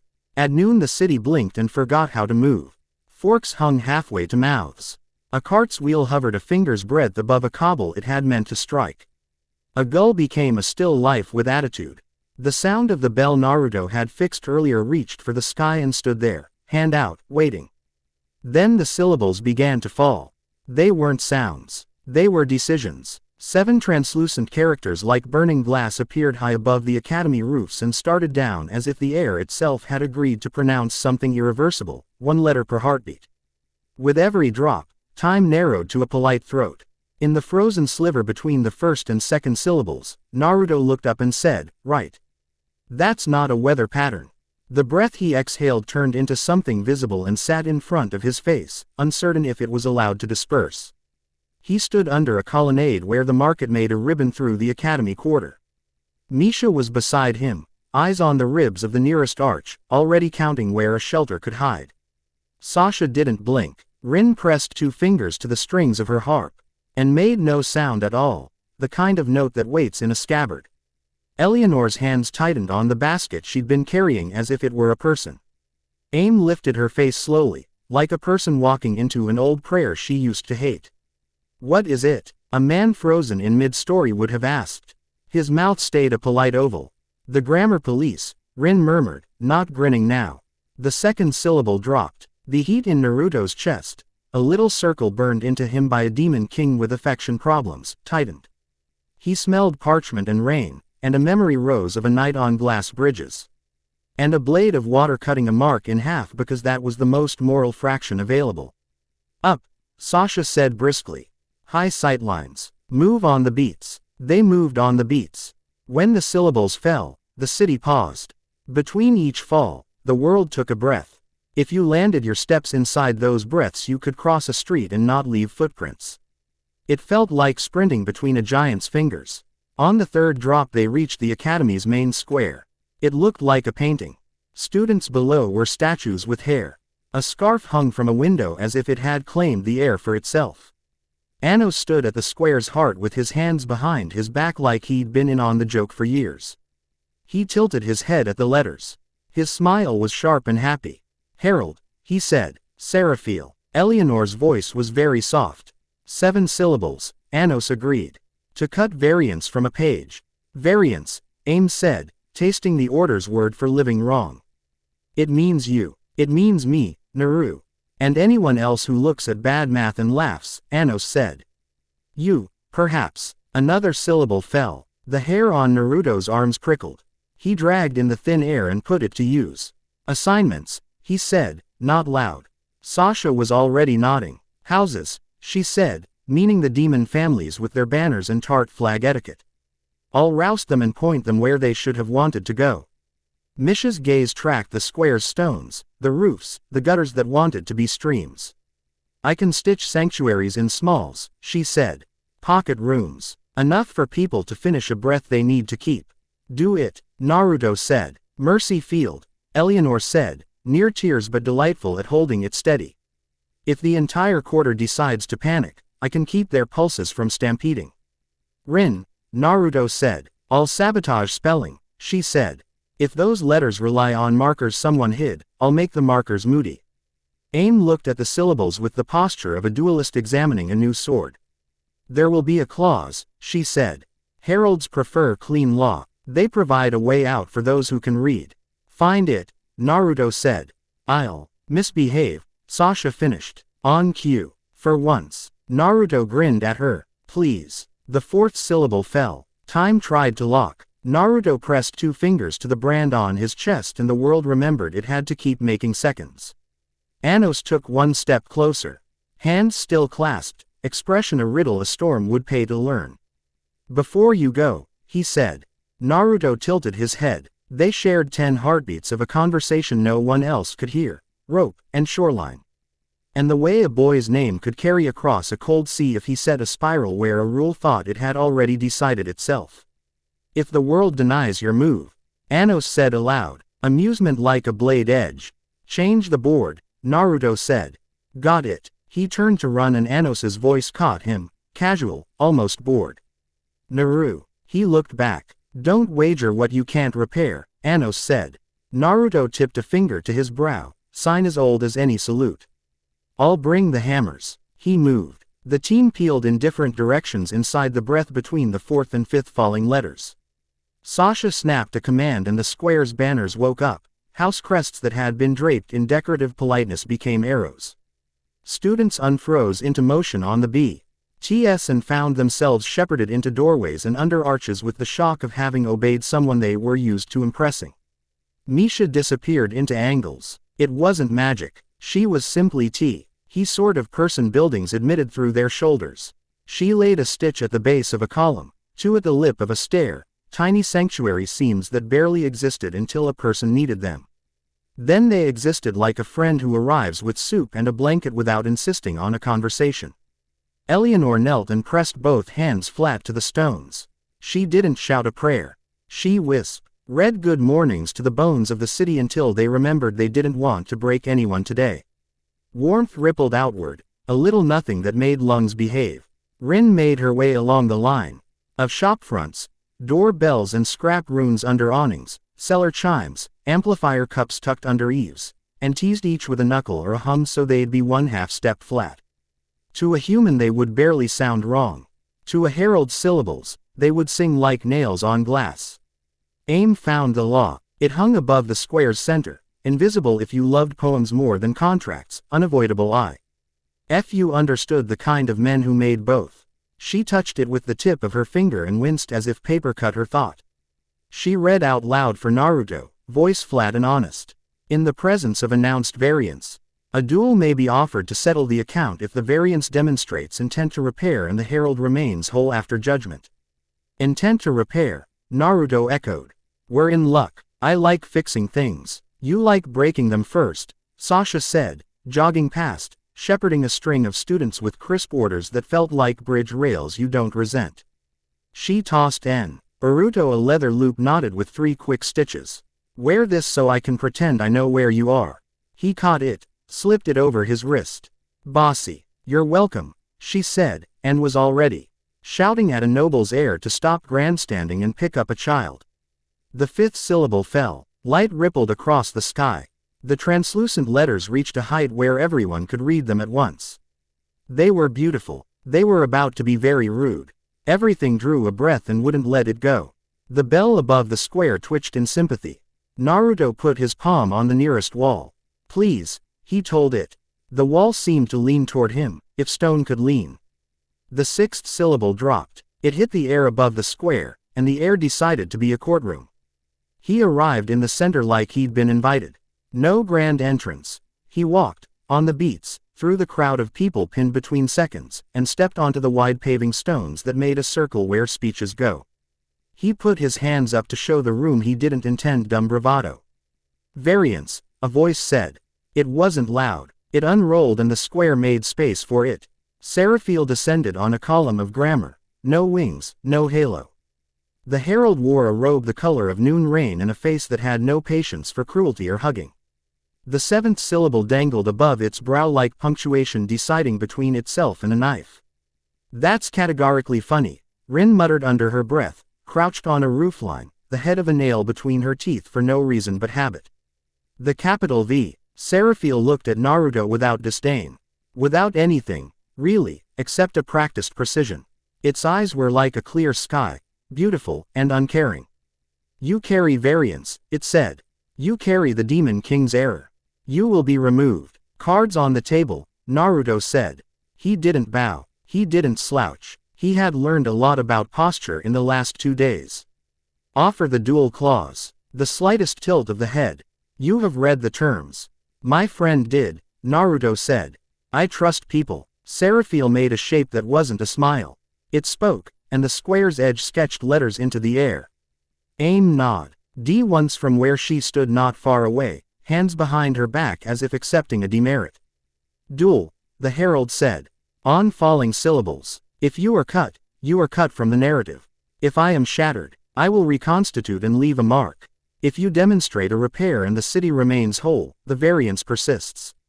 That last part, Naruto said. That's my favorite. Begin, Seraphiel said, and stepped onto a letter as large as a house. Time pinwheeled. The 1st syllable wrenched itself free from the sky and stopped a hand span above the square. Seraphiel's foot touched it and the letter held. Another letter dropped. Naruto did not wait for an invitation he'd already given himself. He ran. He ran onto grammar like it was a succession of stones across a river only he could see if he breathed correctly. He ran with his weight low and his chest high and his grin caught with his teeth so it didn't get cocky. He ran like a boy who'd learned to turn truancy into an art. Seraphiel didn't draw a weapon. It raised its hand and the space between syllables lit with a color no one named because if you named it you became someone else. It waved that nameless across Naruto like you'd wiped chalk off a board. The first pass took a clone. It popped like a soap bubble without the humor. Naruto staggered and did not fall because staggering is practice, too. He hadn't made that clone loudly. He'd made it from a thick version of himself, back at the bell, and sent it forward like a scout. It died and sent back a report. Don't step there without a promise under your foot. He stepped somewhere else. He dropped a vector sigil on the curve of a letter and the bow of a roof across the square and swapped nothing visible until the world felt a click, a better fit. He had just changed where momentum thought it lived. Seraphiel stepped to meet him with the mathematical courtesy of an executioner. You have unusual stubbornness, it observed. It reads as rudeness in the registry. That's because your registry has never had soup, Naruto said, vaulted a stroke, and met the herald's hand with his palm open in a spiral so small it felt like a breath you exhale before a kiss. The spiral did not explode. It leaned. In that lean the nameless light became too polite to erase anyone with a hand o' a bell. Seraphiel paused, curious. Then it cut the pause. An arc of wrongness swept up and erased the possibilities Naruto had been planning to use for the next 2 heartbeats. It felt, viscerally, like reaching for laughter and finding your hand empty. He misstepped. It would have killed him if stepping were the only way to move. He fell and threw a sigil in the fall, one end on a syllable, one end on the rim of the fountain, and in the space between beats swapped positions between the idea of falling and the idea of landing. He hit stone, crouched, eyes wide, grinned back where it belonged. Cute, Rin whispered to the roof tiles. Seraphiel was not a monster. It was a function that had discovered curiosity. You persist in enlisting courtesy, it said. That is, unfamiliar. I say please a lot, Naruto said. And mean it. The next sweep took him in the shoulder. Not flesh. Narrative. He clenched his jaw and saw, too clearly, the line of himself that liked rain on roofs go thin. He found the thinness and put a palm on it like a friend. No, he told his name. Stay. He moved, threw beats and breathed with the letters. The city wasn't still. On the edges of the square, life tried to be brave. Sasha was a streak of black and gold, ordering, joking, snarling, bribing, pushing students and shopkeepers into Misha's pocket sanctuaries with a general's bedside manner. 3 to a seam, she shouted. Stop arguing about order. There isn't one. Eleanor's mercy field moved like warm air, catching panic and giving it something prettier to do. Rin popped markers Naruto couldn't see and cooed at the ones that tried to hum wrong. Aim stood at the law's boundary like an adder. Nehu had set fire to her degree and found the warmth useful. Naruto sprang. He closed the range and the herald let him, which is how you learn what people believed about you. He reached for Seraphiel's wrist and instead put his palm to the base of the letter it stood on and set the smallest spiral he had ever made. The letter preferred to listen for an instant.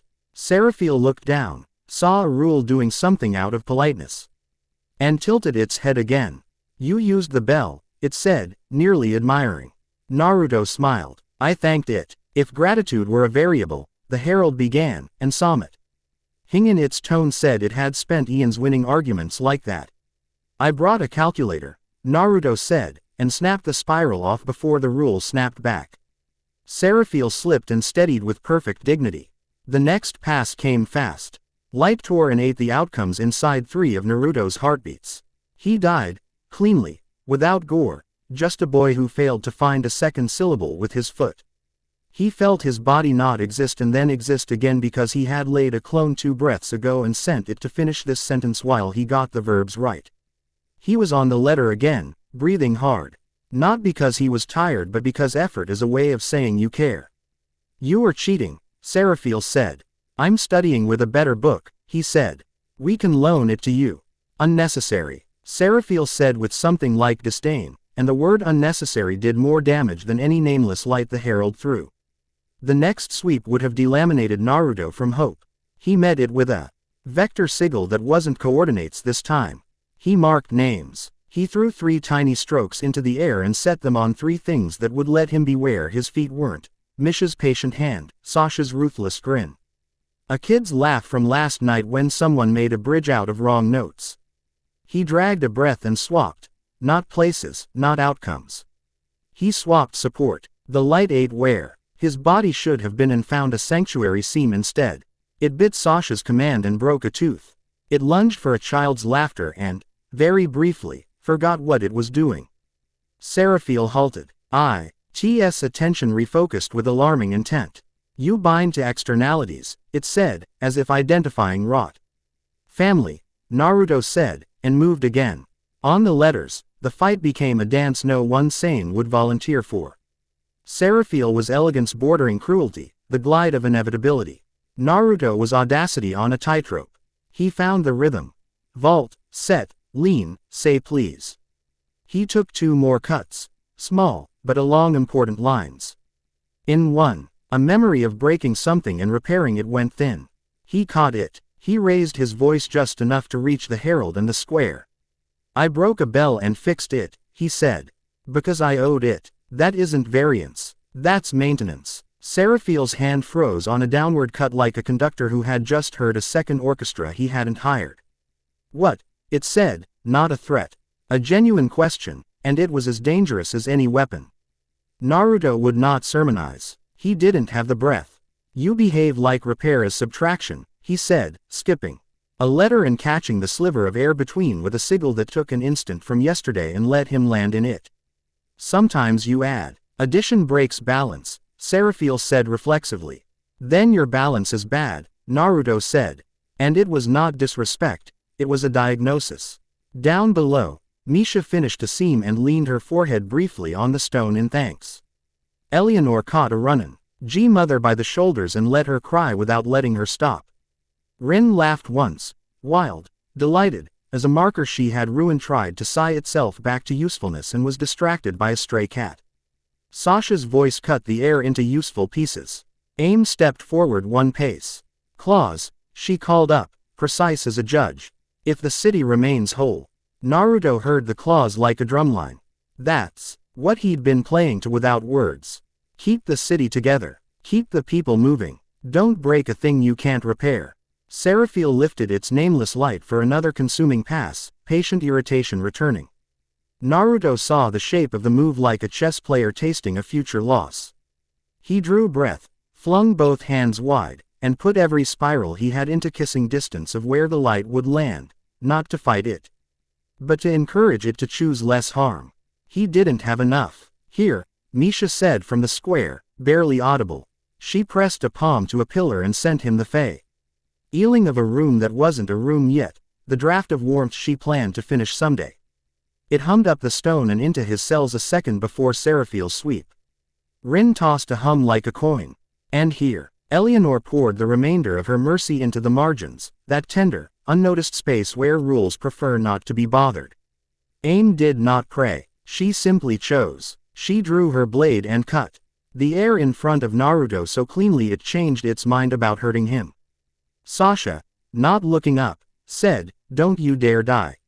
It ruins my staffing." The nameless met the spirals and the gifts and found itself embarrassed.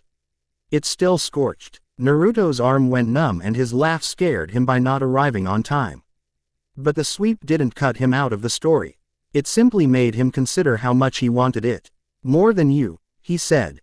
And jumped. He landed on the 6th letter as it dipped and made the 7th look shy.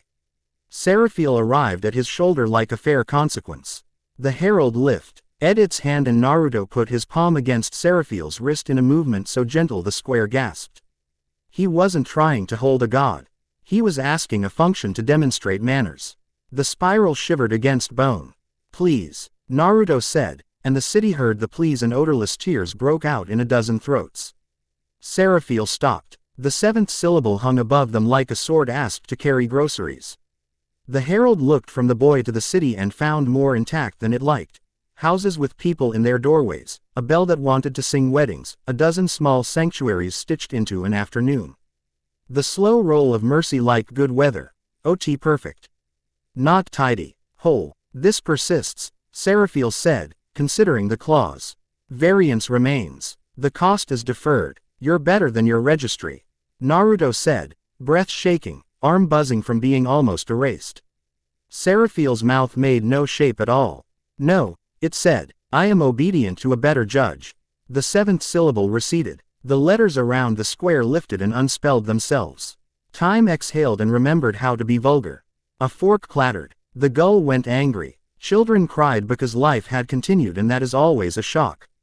Seraphil hovered in the high air a moment longer, looking east in a way that had no geography in it. "The auditor will come," it said. "Expect no dual claws. Expect proofs." Naruto didn't grin. He nodded, hand at his side because he couldn't feel it yet. "Then we'll bring receipts." Seraphil disappeared like a correction never written.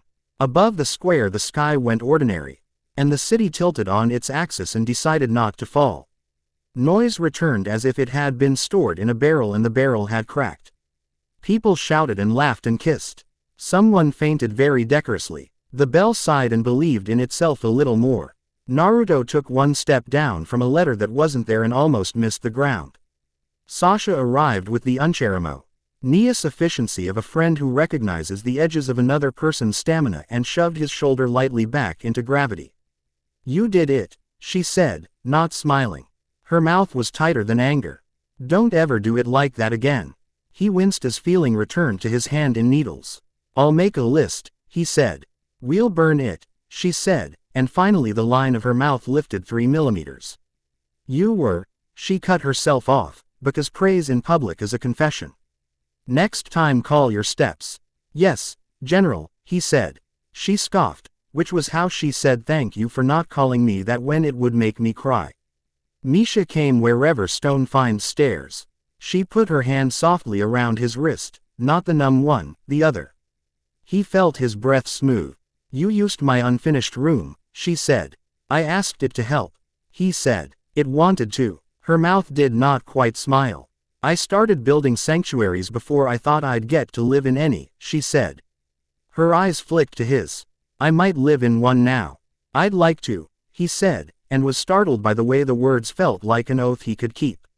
Eleanor swayed into them with the exhausted grace of people who do miracles. In the bodies of people who also need to eat. You were beautiful, she told all of them at once, and then put her hand on Naruto's cheek. You're warm. That's new, Rin said, dropping off a cornice with practiced disrespect. She thunked her harp against his hip like a toast. Nice dance, boss. Ugly song. Loved the ending. Aim stood back a pace, watching with an unreadable expression. She was still learning to let exist on her own face. She looked up at where the 7th syllable had considered them and then down at Naruto's numb hand. She tilted her head once. You asked, she said, simple, like stepping onto a bridge. I asked, he said. They will send a thing that does not ask, she said. Then we'll break its pen, Rin suggested. Aim's mouth tilted. It doesn't write with ink. It writes with proofs. Then I'll bring gossip, Sasha said. Math hates grandmothers. Eleanor laughed so suddenly she surprised herself and leaned into Aim's shoulder without asking permission. Aim D not move for 3 entire seconds and then adjusted to share the weight. Anos approached through a wake of people who made way without knowing they were doing it. He didn't clap. He didn't pat Naruto's head, though the absurdity would have helped some hearts unclench. He looked at the square, at the edges, at the returns. You changed the board, he said. Naruto's grin finally showed up. A little, he said. It tried to be rude. We made it behave. Anos's eyes were bright as thunderstorms. The herald yielded. That means it believes something worse is on its way to fix its mercy. Abraxas, Aim said, the name walking out of her mouth like a debt collector. Anos turned the name once like a coin. The auditor, he said. Not a person. An engine that proves compassion too expensive. Then we pay, Naruto said. His hand had mostly stopped screaming. He flexed it. We keep paying. Anos watched him long enough to be accused of fondness. Be careful you don't start equating martyrdom with thrift, he said. You are not a discount. Noted, Naruto said, sheepish and sincere. Good, Anos said softly. I prefer my prodigy's full price. He drifted on, letting people speak their fear to him so they would not speak it to their children. They spent the rest of the afternoon cleaning up a war that hadn't broken anything obvious. Misha peeled her tiny seams slowly, grateful, because leaving a sanctuary too long turns them into prisons, and she had made promises to herself she meant to keep. Eleanor sat with an old man whose time hadn't frozen right and waited with him until his hands remembered how to stop shaking. Rin returned a dozen small objects to slightly different places so the city felt new without feeling lost. Sasha filed a report she didn't intend to submit, because writing things down is how she digests pride without choking. As the sun sagged into a late light that made the city gold enough to believe in itself, they climbed to the academy's western parapet. The rooftops were a broken sea. The bell scuffed its tone with good fatigue. People below were noisy in a way no law in the sky could moderate. They sat with their backs to a crenel. Naruto dangled his feet into the blue. Misha tucked her knees up and rested her chin there, face like someone who built her heart with quiet. Sasha leaned with her shoulder against a merlin, watching the quarter like a chessboard she had decided not to flip. Rin sprawled, fingers making idle chords against wood. Eleanor braided a child's ribbon into her hair without realizing. Aim stood because standing had been her safety for a long time and she didn't know yet how to sit without reaching for a ledger.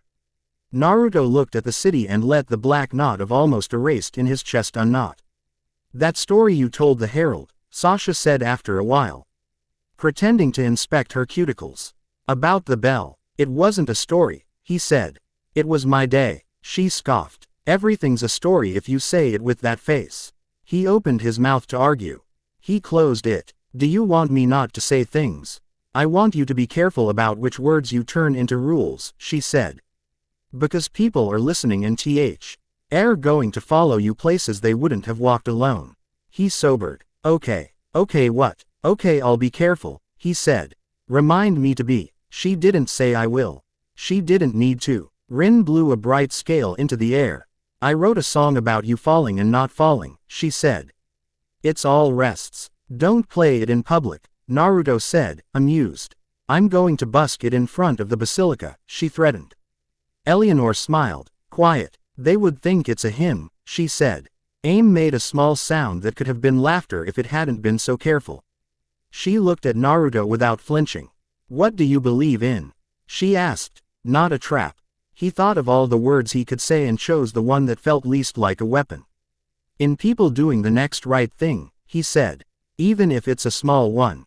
Especially then. And I believe in saying please to things that have forgotten what kindness feels like. And paying for what I ask. She nodded, a judge granting motion. I can live with that. He tilted his head. Can you? Not yet, she said. But I can tie. Misha's shoulder brushed his arm. Twice, accidental and then not. I started building sanctuaries because I did not belong in any rooms, she said. He looked at her, and the sky, and the dark line of the basilica, and the lighter line of the laundry that had saved a morning, and he felt the thread he had almost lost earlier hum back to strength. I belong where you are, he said, and then got shy because he hadn't planned to put it so plainly. She didn't get shy, she nodded. Good, she said, as if they had decided a duty roster. Sasha coughed. Very obvious. We have work, she said. Seraphil left politely. Abraxas won't knock. You think it's already on the road? Rin asked. It doesn't road, Aim said. It reconfigures the sky and calls it natural. Naruto drew his knees up and wrapped his arms around them and let his body remember being small and delighted in a village that didn't exist here. We'll need a loophole, he said. Aim's mouth quirked. We'll need to write one. Eleanor stared at the first star and resisted the urge to make it mean more than it did. We'll need people, she said. Not just us. All of us. Or else we're just pretty. You're very pretty, Rin said, and got swatted with a ribbon. I'll talk to the houses, Sasha said. This time we start with grandmothers. Good, Naruto said. Grandmothers are terrifying. Misha stood. I'm going to finish the room with you in it, she said, and not a soul on the parapet missed the soft weight of it. I'll bring bread, he said. You always say that, she murmured. I always mean it, he said. The bell rang once, lazy, the sort of sound cities make when they decide to pretend they're not in danger for one evening. Because the stew is good and the chairs don't wobble. Down below, the basilica's windows were dark, and the White Quarter's tidy streets looked all the more suspect for it. Somewhere behind them, in a ledger they hadn't touched yet, a night clerk wrote a footnote. Monitor variance in Dilhade. Prepare audit. A wind came off the roofs. It carried soup and ink and the ghost of a storm that had decided to turn back for now. Naruto breathed it in and let his shoulders drop. Hey, Rin said, sing the wrong note with me. He didn't ask why. He hummed. Soft. Misha hummed too, an octave below. Elion. Or laughed into the melody and made it sweeter. Sasha didn't hum. She kicked time with her boot on the parapet and, despite herself, smiled. Aim didn't hum either, but she listened, and that was more honest than making a sound she didn't believe in yet. They sang a wrong note very softly until, under it, the city found the right ones. Night settled. Naruto stood, stretched, and offered Misha his hand down from the parapet. She didn't need it. She took it anyway. Sasha flicked his shoulder and nodded toward the stairs. Aim fell in behind without taking orders and without pretending to want them. Rin jumped. Because stairs are for people with time. Eleanor gathered the ribbon she'd been weaving and tucked it into Naruto's pocket, because someone should insure him against his habit of paying for other people's days. They went back into the academy with the particular swagger of people who had not saved the world but had saved an afternoon and were not going to let anyone belittle that. The hall smelled like chalk and sweat and a bell that wanted to be better than it had been yesterday. Tomorrow, Naruto said, not making it a promise exactly. Tomorrow, Sasha said, making it a threat. Tomorrow, Misha said, and it sounded like a plan. Aim didn't say it, she was already there. Somewhere not on any map, far past basilicas and banners, proofs arranged themselves into a lattice that had never learned to laugh. The lattice felt a rumor like a grain of sand and began to polish it into something blinding. The city slept. Naruto did not, much. He stood under the bell at midnight, palm on bronze, and thanked it again for listening. Then he put his head against the stone wall, closed his burning eyes, and let the hum of his brand slow to a grateful ache. When he finally crawled into a bed that wasn't his, because nothing in this life technically was, he dreamed of letters and stepping stones that didn't mind his weight as long as he said please. Chapter 3 End. Chapter 4. Abraxas, the Auditor. The first thing to go gray was the laundry. It didn't bleach the way time bleaches, soft, forgiving, admitting the sun has hands. It lost color like a book stripped of verbs. Blue shirts went idea blue. Red skirts turned into an outline of red, tidy and embarrassed. A grandmother leaned off her balcony to scold whoever was tampering with her wash and blinked at her own hands as tea. Rings on her fingers rounded down to circles, never given, never worn. Naruto was at the market early, buying onions because Eleanor's eyes got honest around onions, when the heir decided meanings were an extravagance. He felt his name tug, as if a very polite accountant were trying to borrow the middle letter, just for a second. He reached for the bell without moving. His body knew the shapes now. His breath drew in the way you breathe for bridges that only exist inside a hum. He set a spiral with his fingertips against nothing in particular and said it like hello. Not today, he told the world, and then louder, Sasha. She was already moving. She always was. She took one look at the laundry lines paling across the quarter and barked orders that turned corners faster than she did. Houses. Flags down. People out. Don't stand in doorways arguing semantics. Bread carts. Follow me. Misha. Seam everything that shakes. Eleanor. Mercy net burst pattern 2. Rin. Sabotage the part where the sky thinks it's a spreadsheet. Rin sang from a roofline, already balancing on an eave with one foot, harp swinging behind her like a cat's tail. A column of something not light lowered through the city like the center pole of a great white tent. It wasn't beautiful, it was tidy. It drew lines through streets and pulled up paving stones in strips until the avenues read like proofs written in cobble. People watched the stones arrange themselves into their four marks and breathed the way you breathe when a room decides to be more formal than it has any right to. Eleanor's palms hit the ground. Warmth rolled out like kitchen air. It didn't stop the gray, it slowed the rate at which people forgot they had color. Stay with me, she told a group of students whose house colors had faded to paper. Stay, it's still you. Look at me. Misha pressed a seam into a table in the market and the table remembered being used for birthday cakes. She moved to a lamppost and told it how to hold. Shish. E moved to a stair and reminded it of couples who had sat there tired and laughing. Sanctuary not as space but as memory with permission. Naruto looked up. The auditor unveiled itself with the Embera. SS meant of an institution caught walking into a room wearing its ledger as a robe. It hung over the city as a lattice of symbols and transparent cubes that spun until they interlocked. Lines snapped in to place with the cold joy of mathematics completing itself. It had no face. It had 100 proofs. Each proof found a place where a human choice had made messy work and broke it into a cleaner claim. Therefore, we simplify. Therefore, we remove. Therefore, the cost of compassion exceeds the gain. Abraxas. The lattice rotated once, and the city's names lost a fraction of weight. The world exhaled as if relieved to be rid of nuance. Anos walked out of the academy with his hands in his pockets and a smile like a book that refuses to close when you tell it to. Finally, he said, almost lazily. The air around him behaved. It did not have much say. The lattice took note of him. 6 cubes pivoted, equations aligning. A rib of light flicked into existence and dropped toward the square like a QED blade. Naruto tensed to leap and Anos Bailey tilted his head. The blade struck a skin of contempt held up at arm's length, shattered into a neat diagram, and fell, embarrassed, on the stones. Lead, Anos said, eyes on Naruto. Not a command, a job title. Naruto's mouth tugged into a grin that wasn't for fun so much as habit. He looked at his people, and his people were already looking back. Null core, Aim said, voice even. She had not drawn her blade. She did not need to.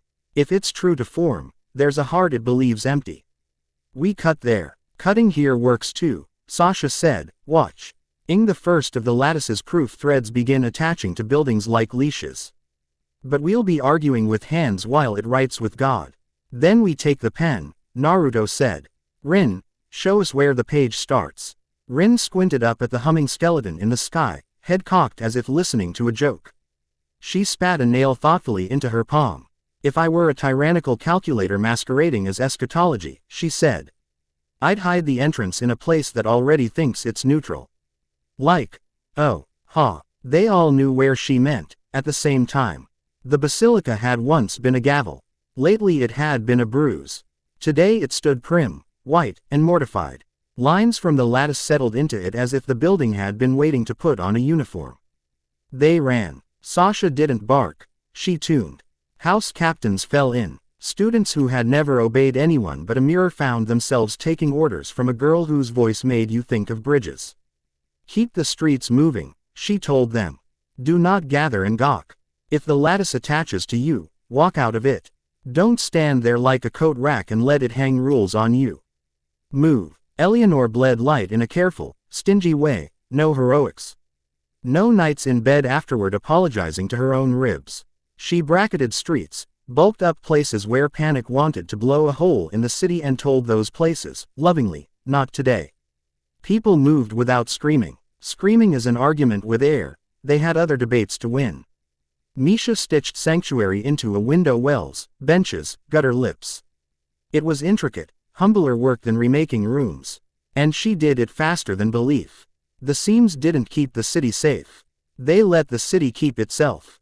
Aim walked at Naruto's side, reading the proofs that pinned themselves to thresholds.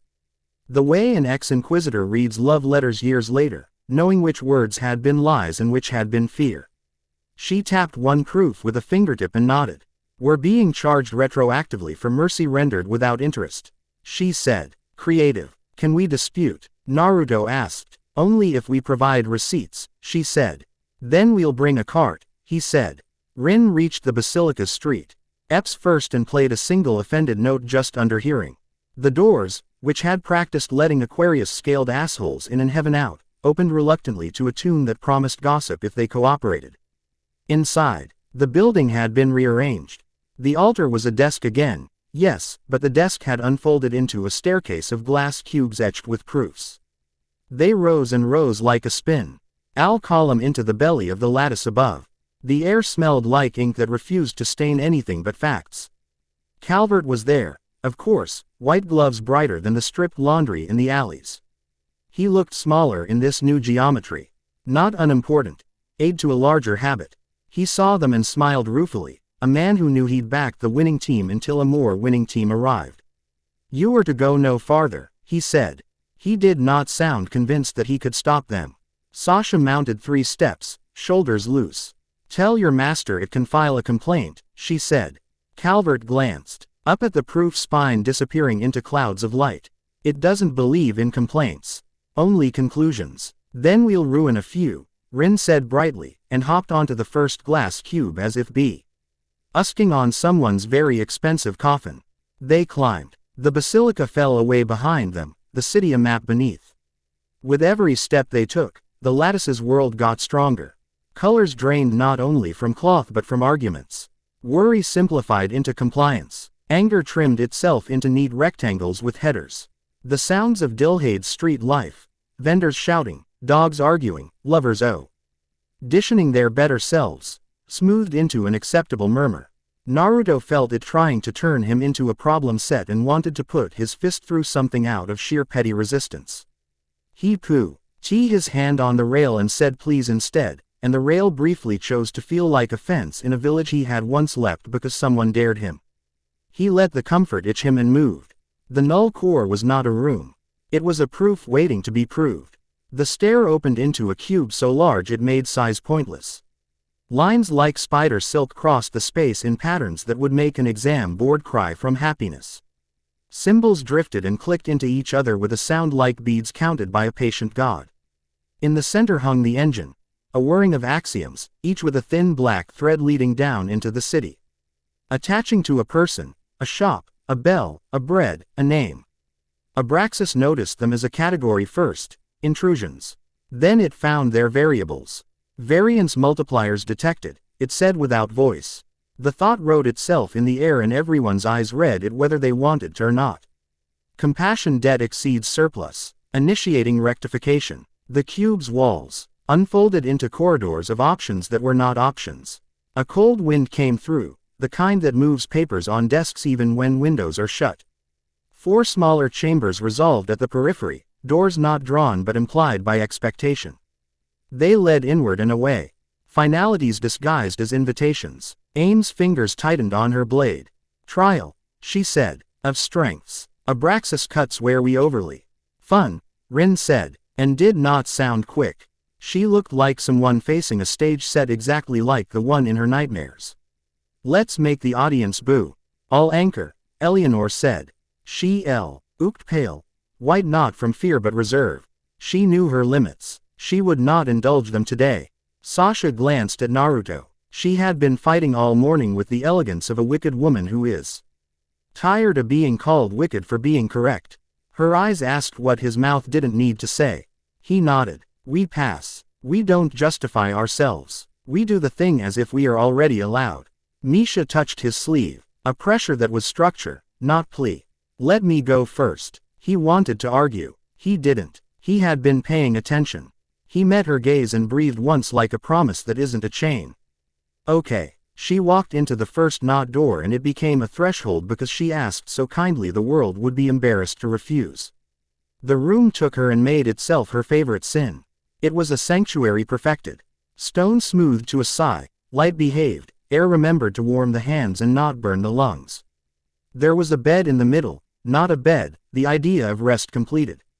The door behind her did not close. It ceased to be relevant. That was its own kind of closing. Stay, the room said without sound. Hold, no one can hurt anyone in here. No one can ask. No one can fail you if they can't enter. If you never open, you never lose. Misha breathed. It wasn't a coincidence that the room smelled like bread. She walked the perimeter without touching anything. She traced the lines where a seam could go if this space were honest. It was a plaque instead of a place. It wanted to be looked at and admired the way you admire plaques for people who make rooms and never come back to them because the rooms make demands. She paused by the not door. Abraxas, she said softly into the empty kindness. I know what you're afraid of. That a sanctuary can be a cage. The room warmed, pleased with TSELF. It wanted her to agree that a door that never opens is safest. It wanted to be correct. Misha thought of a hallway where a bell had rung honestly. She thought of a basilica that had tried to swallow children and had choked because someone kept saying please and meaning it. She thought of her sister with the sharp mouth who stood in doorways so other people could pass underneath her danger without scraping. She turned to the bed that wasn't, put her hand on the place a pillow might have been, and murmured like talking to a nervous cat. I'm going to leave you. You will still be here. You are not less real because I do not sit in you all day petting your pride. The room went colder. The bed invited. The air offered to keep her heartbeat tidy if she would cooperate with not using it. Misha matched its tidiness with a seam along the not door, invisible and sturdy. Hold for joy, she told the seam. Not fear. The door became a door again. She opened it. She ebbed through and left the room behind her unbroken, because that was the only way it was a room at all. When she came out into the core, her mouth was steady. Next, she said, and did not look at Naruto because if she did he would ruin her dignity by being seen. Rin gave a little jazz hands that were almost mocking and mostly courage. She stepped through the second not door into applause that wasn't sound. It was a stage, perfect and cheap. Lamps warmed the gold to flattery. An audience existed, backlit silhouettes that could not possibly throw fruit at her. They loved her. The love was curated. It felt like safety mispronounced. On the center of the stage, a song sat, already written and magnificent.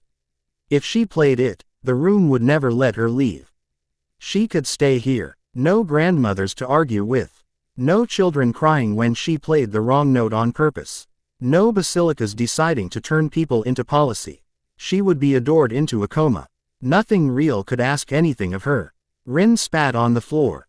The sound did not make sound. The room offered a louder applause to drown out the insult. She smiled at the audience, a grin you can feel from the alleys, and lifted her harp. She put her fingers on the strings and did the dirtiest thing she knew. She stopped pretending to be clever. She played 3 wrong notes in an alley where laundry damped the reverb. She played the sound of a grandmother swatting a boy with a wooden spoon for stealing stew before it was done. She played a cat stepping on strings. She played a guffaw that broke a fight and turned into an apology. The perfect song sulked. The audience did not leave. They became visible, because anyone who stays when things are stupid is your people. Rin laughed and the lights went brown. I like you, she told the truth, and walked off the side of the stage. She returned to the core looking like someone who had committed a small crime and been paid with freedom. Ugh, she said, pretty almost made me boring. Sasha rolled her neck, like getting ready for a fight that she had to win using her least favorite weapon, trust. She entered the third knot door and found a war table. The war table was everything she hated. It was beautiful and right and she could solve it. She saw the city laid out in tokens, color-coded according to compliance and need. Papers lined up to be signed by a hand that knew where to put the pen. Her demand lived here. Do the hard thing perfectly and then pretend you didn't want everyone to watch. Sit. The room breathed. Command. No mess. No mistakes. No one argues. UWI. LLB codicil and consequence and congratulated by people who can't meet your eyes. A regiment of tiny soldiers, wood, polished, stood waiting for her fingers. If she moved them, she would win the day without anyone else touching the map. No surprises. No disasters. No one learning anything because she learned it all 30 years ago when she was 5. She looked at the token marked in chalk with a circle. Junior house captains who had survived their first emergency this week. They were so green you could plant them. If she did the map today, they would never learn how. They would get people killed. Led next week when she wasn't in the room. The table was inviting her to be indispensable and, therefore, immortal and, therefore, alone. Sasha picked up the chalk token. She held it between her thumb and forefinger. It had weight like a throat, like a chosen oath. She placed it on the table's head space. You call, she told the chalk, dry and kind. I will make sure your disaster has boundaries. The table trembled in offense. It offered her outcomes in neat rows and the intimacy of not asking anyone to grow. She smiled at it, baring teeth. We're not doing your perfect, she said. We're doing ours. She stepped off the map. Behind her, the little commanders started shouting in her head, making choices she would have made differently and that would work. She grinned like a person who had the feeling of being unnecessary in the right places. When she rejoined them the angle of her shoulders had changed by a breath. Naruto saw it and felt his throat hurt for 1 second. He wanted to clap. He didn't. He gave her a look that meant I see you and she took it like water. Aim straightened. She didn't look back. She stepped into the 4th knot door like someone entering a house she had burned and now intended to live in. It was Ledger, a room manned by papers that told the story of every sin she had ever marked, carefully, with tidy handwriting that loved its own diligence. Names etched into columns with exact dates. People whose anomalies she had erased in the name of the aggregate good. Orders executed with a clear conscience and a bitter aftertaste she had treated with prayer disguised as tradition. The ledger opened itself. Confess, it said. We will make you small and pure and irrelevant. You will weigh less and the arithmetic will be easy. It will hurt for exactly the appropriate amount of time. She flicked her blade out, not to cut, to point. You're cheap, she told the book. You spend trust like it grows on trees. You never try to rebuild anything you break. Confess, the room insisted. Be less. Aim set her blade's tip on a blank line at the bottom of the page. She wrote a name, not hers, a child's name, one she had saved last night by disobeying. He ink sank into the fiber and did not accept the correction entry the room offered. You're not my judge, she said. You're a calculator in a choir robe. She closed the ledger very gently. Then she carried it out. When she returned to the core, she placed the book on the floor. It hissed like a kettle, a room objecting to being dragged into a space where people were doing things they hadn't asked permission to do, and then lay quiet.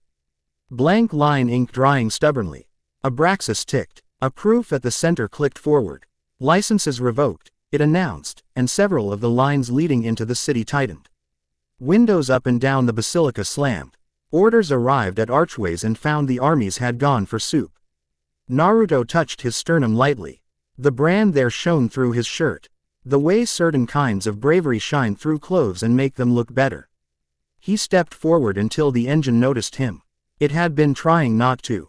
He had the wrong kind of math. "Hello," he said, "I'm paying." The lattice spun up a diagram in the air in front of him. Columns, sums, a tidy curve going down under compassion's cost and up under stability's return. The points on the GRAPH were people's names rendered as dots without color. Unsustainable, Abraxas wrote. Each letter drew itself with the smugness of someone who has seen the same trick and won every time.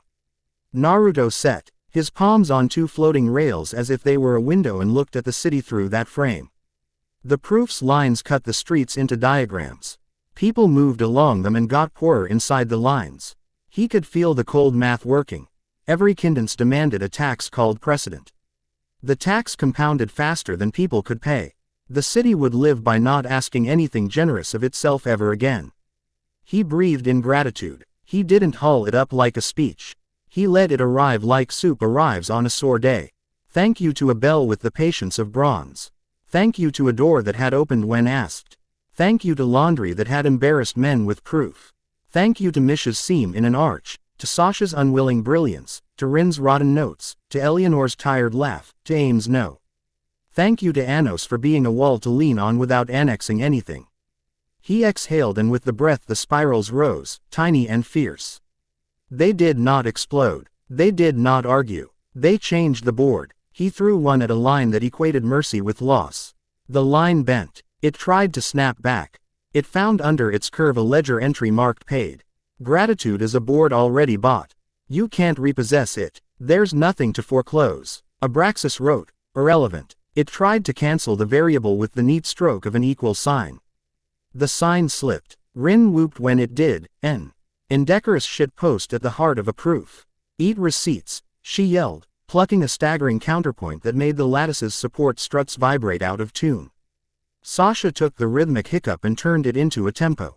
Houses, she said, into the air, into the city, into whatever passes for a command channel between grandmothers on balconies, if you've been held up by someone's kindness in the last year. Step out your door and say it aloud so I can hear you complain about how hard it was at the time. Windows popped. Doors opened. People came to thresholds like witnesses. They didn't deliver testimonies. They shouted crankily. That idiot boy carried my barrels when they broke. My neighbor watched my child so I could take a shift, and I hated the sloppy way she tied his shoes. Quote, the baker gave me bread and made me listen to his aunt's songs.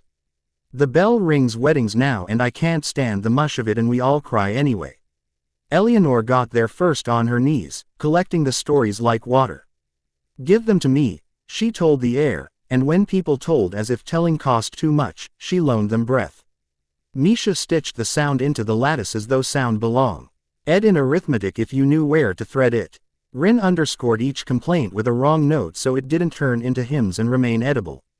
Aim, stone-faced, walked around the core and marked Aya. CH gripe with a neat tick in the rescued ledger. She wrote the child's name on every 10th line for luck. Abraxas computed. It did not feel emotions. It balanced cost. Gratitude did not present as a demand on its sheet. It presented as a sunk expense that could not be charged again. It had miscategorized the variable. It tried to remove it and got a division by zero error that annoyed it aesthetically. Several cubes clunked out of place. Lines snapped. The lattice tightened around the core like a visceral flinch. Proof contest. Abraxas wrote sharply, and opened war. Axiom shards unfolded the ceiling and came down in elegant arrays. Polite slaughter, beautifully behaved. Naruto didn't see blades or spears. He saw equals signs sharpened into lances. He saw therefores deployed like guillotines. He didn't back up. He stepped into the array as if into rain and let the spirals kiss metal. He didn't meet force with force. He changed the context. A therefore expects to follow. He moved his footing to the line before and made it a question that required a better teacher than death to answer. Therefore hesitated. Two equals signs found themselves on a curve and got dizzy. Sasha arrived, at his shoulder in a pivot that dared anyone to argue with physics. If you die, I will haunt you so efficiently it will revolutionize the field, she said, slicing a proof blade with the side of her hand in a move that proved a different theorem. If the angle is correct, arrogance breaks. Rin stomped one foot on a cube and made it hum embarrassing resonance. If this all ends with us being polite, to a machine I will start a band so annoying it will count as a war crime, she declared, notes pelting like pebbles. Misha moved through the flurry like the person whose job at parties is to pick you. The things that drop before anyone has to feel guilty about breaking them. She stuck tiny seams on intersections. Hold for joy. Hold for laughter. Hold for the bit where someone says sorry and ever. Yon looks away because they're trying not to cry. Eleanor touched Naruto's shoulder and fed him water he didn't know he needed. He felt the gratitude he had gathered stop being metaphysics and start being blood sugar. He almost laughed and then realized he was crying and laughed anyway. Aim slid under a snapping proof ribbon and cut a clause out of its heart. It is not our job to make your arithmetic look good, she informed the engine. You are the help. Abraxas revised. It had come to be disappointed by worlds. This one was being trying. It rerouted proofs toward Anos. The demon King Lee, fted his chin as if letting the wind past his throat. He stepped forward, finally bored of watching his student do all the good parts. He didn't steamroll. He didn't tut. He caught 5 consequences in one hand and crushed them into confetti with a smile. He let 3 more hit him because some pain is instructional. Then he stood next to Naruto shoulder to shoulder. I can take it, he said. I know, Naruto said. He didn't move. He didn't offer over the price. He matched Anos's stance. You once told me not to enjoy being rude too much. Anos's grin was cathedral large. You've been infuriatingly polite. He lifted his free hand, drew a circle in the air the size of a wedding ring, and flicked it into the lattice's face. We're signing, he said. Pay attention. They didn't write a treatise. They wrote a clause. Aim took the ledger and set it beneath the clause as notary. Sasha stabilized the language with the weight of command without conquest. Rin tuned the terrible music until it fit through a choirboy's throat. Eleanor warmed the sentence. Misha put a seam at the end that would hold when tired hands pushed. Naruto set his spiral under the first word and spoke it very quietly. In a room that believed very loudly in itself. A name that shelters others accrues reality. The lattice attacked it on grammar, on logic, on aesthetics. It tried to prove the sentence an outlier, an indulgence, a loophole. The words did what good words do when they have been bought with blood and bread and suspicion. They stood. Abraxas found that if it struck at the clause, it had to pay more. To rebalance every place in the city where someone had already acted as if the clause had always existed. The grandmothers on the laundry lines had been doing so for years without needing anyone's permission. The bell had been auditioning. The basilica, to its injured dignity, had almost joined in out of relief. The engine for a long cold moment considered the cheapest way to call them wrong and did not find one. One cube stopped spinning, then another. Several lines creaked, not from stress, proofs do not suffer, but from a calculation that had discovered a cost it did not enjoy. The engine wrote on the air with sulk and precision.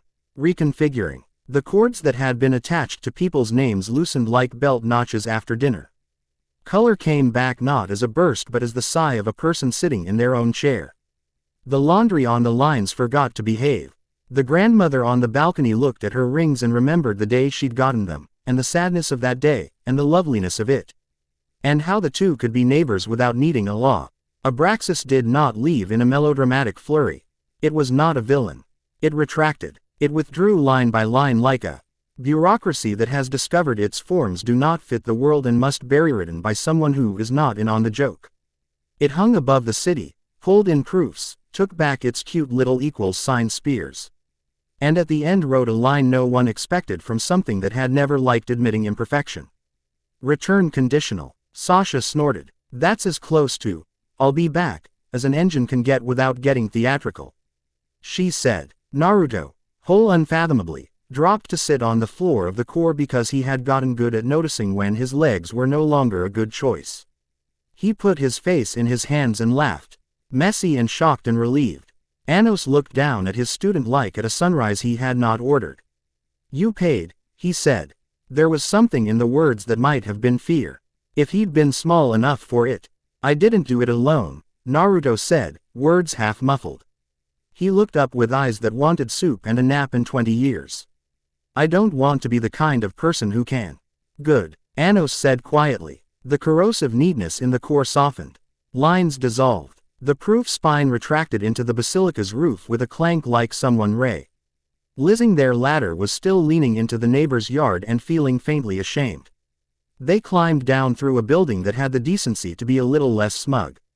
Calvert stood at the foot of the proof stair with his quill in his hand and too much history in his mouth to call this victory or defeat. He looked at Aim, at her blade, at the ledger she was carrying like a potted plant she would find a window for. "You have wrecked the predictability of my afternoons," he said. "You'll live," Aim said. He glanced toward the door and the street beyond and the old church that smelled onions and the laundry giving the finger to the sky. "Perhaps I will," he said, surprising himself. Rin bowed as if accepting applause from an audience she had actively abused. "No encore," she told him. "Drink water. Practice humility. Tip your buskers. Don't steal kids." He waved them past with a hand that didn't know which blessing to pick. They left him there counting his breath without proof. Outside, Dilhade remembered how to be unruly about joy. The wind came back with smells. The market discovered it had a sense of humor about prices again. The bell hummed like a throat clearing to sing. People were messy in public. Naruto loved them for it with such ferocity he had to breathe around it like a stitch in his side. They walked the long way to the academy because the short way would have turned into explanations. Rin got 6 kids to pretend to be a conga line of proof cubes and then fall apart giggling because cubes don't know how to conga. Eleanor hugged until she had to stop. Because hugging is not infinite and she had boundaries she intended to respect. Misha picked up every piece of bullshit left in the street and set it on stoops for people to claim, because she could not bear anyone to think their small mess was unwelcome. Sasha moved through it all like a knife you could safely lean against. People saluted her without knowing they were doing it. She ignored them with a grace that left their dignity intact. Aim walked among her former jurisdiction like a person who has resigned from a religion and now must learn to make tea without a liturgy. People looked at her blade, then her wrist with its cloth noose that kept the handle honest, then her face. Most decided to continue breathing. A few thanked her and she looked at them like they had put a handful of ins in her mouth and she didn't know how to spit politely. Naruto found himself bumping shoulders with Misha and not moving away. She did not move either. He didn't make it a moment that would have ruined the simplicity of walking with someone who gave structure to air. The academy, being a place that makes habits out of disasters, decided to host a festival because of course it did. Tables sprouted like mushrooms after rain. Someone performed illusions very badly and was cheered like a savior. Bread appeared because Misha had told Naruto once that promises should not eat you. He fetched loaves with a seriousness that could have convinced a god to wash dishes. He turned down a podium. People tried to offer him one. He said, gently, "I have a better job," and helped a child tie a ribbon around a cat that loved attention more than dignity. Anos leaned against a column that Weather had disagreed with for 100 years and watched his prodigy get stuck in a knot of laughing children and not fight his way out. He looked like a man who had never believed in softness and was not ready to admit that he had started. Sasha found Naruto later at the edge of the crowd, where shadows gathered in case anyone wanted to whisper. She flicked his ear with exactly enough malice to count as affection. "You have a terrible habit," she informed him, "of making rules with your face." "Sorry," he said, and didn't sound sorry. "Stop apologizing for being the correct amount of yourself," she said. "Start apologizing when you spend too much of it solving problems other people can solve if you let them." "I'm learning," he said. "You'd better," she said. She bumped her shoulder into his and didn't move away. On the square's far side, Eleanor had constructed a small clinic out of chairs and a tablecloth. She triaged people with the efficiency of a saint who finds sanctity exhausting. Aim stood in the door, blade resting across her knees, not threatening, guarding. A grandmother came to stare at the blade like it owed her an apology. Aim tilted it so the woman could see herself in the glass. The grandmother nodded, satisfied without knowing why. Rin stole a stage from a boy who wanted to be looked at and paid him back with applause by making the crowd look at him when she complimented his shoes. She played a stupid song that a basilica would resent and a market would remember, and way through the second verse people started to sing the wrong notes loudly enough that the song became right. Misha sat on the steps with a chalk bag. Children came to ask her how to make a room that isn't a room yet. She showed them how to sew air. A small boy's face screwed up in concentration. He made a seam and cried because it was ugly. Misha praised him as if he had built a palace, which in a way he had. Naruto slid down next to her when he had run out of reasons to pretend he wasn't tired. He crouched, knees up, and let the moment fill around him like water in a cup that had been waiting to be useful. "You're bleeding," she observed calmly. He touched his jaw, where the slice on his name had reopened for a second, and decided to be petulant. His fingers came away wet, but not with blood. With ink. He laughed. "I've been edited." She wiped it off with a cloth she'd carried for that purpose and didn't tell him she had carried it for that purpose. "We wrote a thing," she said. "We did," he said. She leaned her head against his shoulder, a pressure that felt like a door with a seam in it doing its job. He did not make a sound that would draw attention. He breathed out and let his name settle heavier than it had ever been in this world. "I am going to build a square," she said. "Not a room. A square with loud lights and food. A place where the city knows it is welcome to grind its teeth and then dance anyway." "I'll bring bread," he said. "You always say that," she murmured. "And I always mean it," he said. Sasha stood above them like a witness in favor. She didn't ruin it by smirking. She took a knife from her belt and used it to slice apples for children who were bad at patience. Eleanor finally sat on a chair and trusted that no one would fall dead out of spite if she took 7 minutes. Aim watched the door of a church that wasn't hers and found the muscle in her forearm unclenching for the first time in years. Rin began a round that sounded like laundry complaining about the sky, and everybody sang it like a hymn. Later, when stars bothered to come and the bell decided it had earned a single immodest note, Anos joined Naruto on the steps. He didn't say, "Good." He didn't need to. He asked, "What do you owe?" Naruto thought about it with his hands. He looked at Misha's chalk dust on his knuckles, at the faint ink at the edge of his jaw, at the ribbon in his pocket Eleanor had tucked there. At the stitch of gratitude he had used all day until it frayed and then had found it didn't. He thought of Sasha's ruthless kindness, Rin's idiotic bravery, Aim's blade used like a pen finally writing her own name in the right place. "I owe bread," he said. "And rest. And teaching. And not believing I can afford to be unkind just because I can afford the consequences. And," he grinned, "sudden and ferocious. And I owe being loud when someone polite tries to make life small." Anos smiled with his teeth. Debt accepted. They sat in the quiet of a loud festival. It was the kind of quiet where the world holds, where it knows the weight and shifts to carry it without complaint. A proof in the sky far away turned over like a gargoyle in sleep. Abraxas was not gone. It never would be. It had merely recalculated and decided the cheapest option was to withdraw and surveil. It would come back when compassion got sloppy. It would return when people got tired of paying and tried to get the discount version of mercy that breaks as soon as anyone leans on it. Naruto wasn't afraid of that.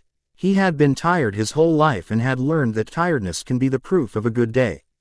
He stood when the children's yawns began to double in size and made sure bowls went back to the kitchens and chairs went back to the right kind of wrong places. Before bed, he walked to the bell. He didn't ring it. He put his hand on bronze. It was warm from the day's touch, from people leaning, from being thanked in cheeks and jokes and inane superstition. He closed his eyes. "Thank you," he said. The bell held the sound like bread holds butter. The city listened. It is very hard to audit a city listening to itself. There were no speeches after that. There was sweeping. There were small kisses in doorways. There was a grandmother who dropped her sheet and let it touch the ground out of sheer relief and didn't care. There was Rin trying to teach a cat to hum, the cat teaching Rin to mind its own business. There was Sasha failing to remain severe when a child fell asleep deadweight against her shins. There was Eleanor finally accepting a bowl of soup and having to be threatened with violence to finish it. There was Aim guarding a door with someone else on the other side of it that mattered to her enough to be worth standing. In a dormitory room that smelled like soap and ink, Naruto sat on the floor with his back to a bed Misha had not let become a shrine. He rubbed his jaw and winced and then laughed at himself for minding small hurts after a day like that. Misha, without looking up from her chalk, nudged a heel of bread toward him with her toe.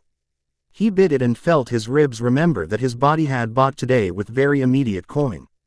Tomorrow, he said, like a bad call and a good idea. Misha nodded, chalk shading the corner of a drawn square. Tomorrow. Sasha's voice drifted from the hall beyond like a law with better jokes. Sleep, or I will shame you in front of the freshmen. Terrifying, Naruto called back, genuinely. Rin's hum found a seam in the window and lodged there like a laugh hid behind a curtain. Eleanor's whisper, faint and happy. Whoa, thanks, so private the knight was embarrassed to hear it. Aim's blade thunked softly against the doorframe twice, a knock that meant, I'm still here. Naruto set his forehead to his knees and breathed until the brand on his chest eased from warning back to whatever you call a heartbeat that has decided to share duties with a city. He didn't pray, he thanked. Then he lay on a bed that was just a bed and slept without rehearsing his own death for the first time since he could remember. Days later, the square would be laid, Misha's, with lights and benches and permanent seams.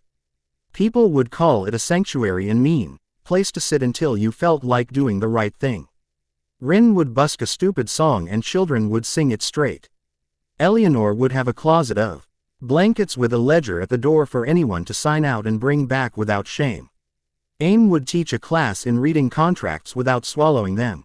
Sasha would shout at a duke and then dank with the same duke at a festival until everybody forgot which part mattered more. Anos would watch a boy become a man with the reluctant pleasure of someone who has to admit they were waiting for exactly this.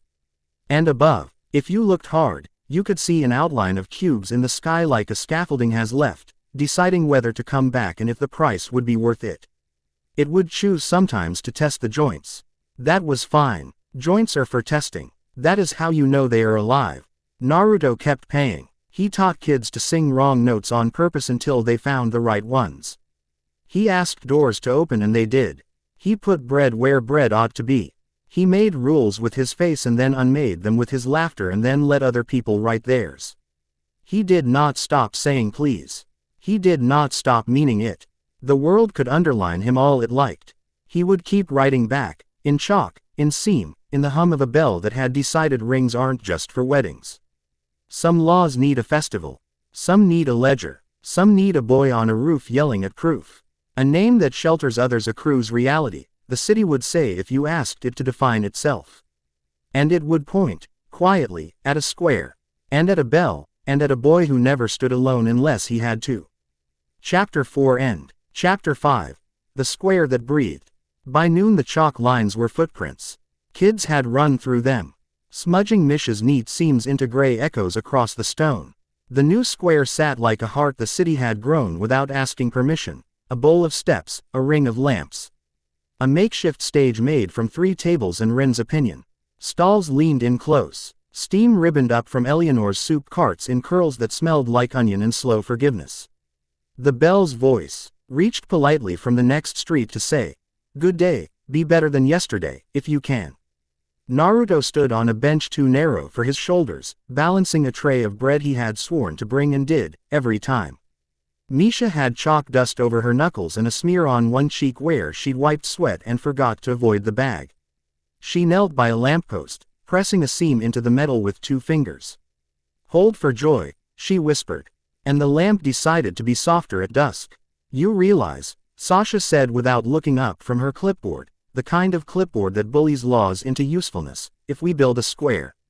Someone will try to own it." "They can try," Rin said, perched on the stage's edge, legs swinging, harp across her lap like a friendly animal. "We taught grandmothers to boo. Eleanor ladled soup without looking because the line kept moving right. We should teach them to cheer, too, she said. Booing is exhausting. A boy in a too-big coat tugged Naruto's sleeve. Mister, he said, solemn. Are we allowed to sit here if we don't buy anything? Especially then, Naruto said, and the boy nodded like the world had done him a personal favor. They were 3 bowls into the afternoon when the first men in tidy gray stepped into the square as if they'd been invited to inspect a thing they had purchased on layaway. They wore lapels with small enamel pins shaped like the basilica, and smiles that had never been late for dinner. A woman led them, hat at the precise angle of charity, ledger tucked in her arm like a child she didn't intend to feed. Representatives of the Civic Compact, she announced. The words landing soft and slicing anyway. We're here to register this sanctuary square and establish tithe. Sasha stepped off her stool without changing height. No. The woman's eyes crinkled nicely. It will help us maintain order, she said.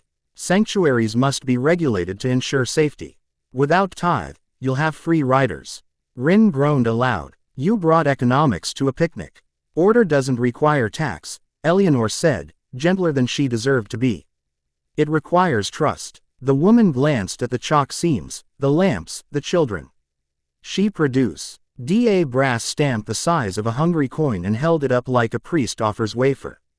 Without registration, she said, tithe can be levied, informally.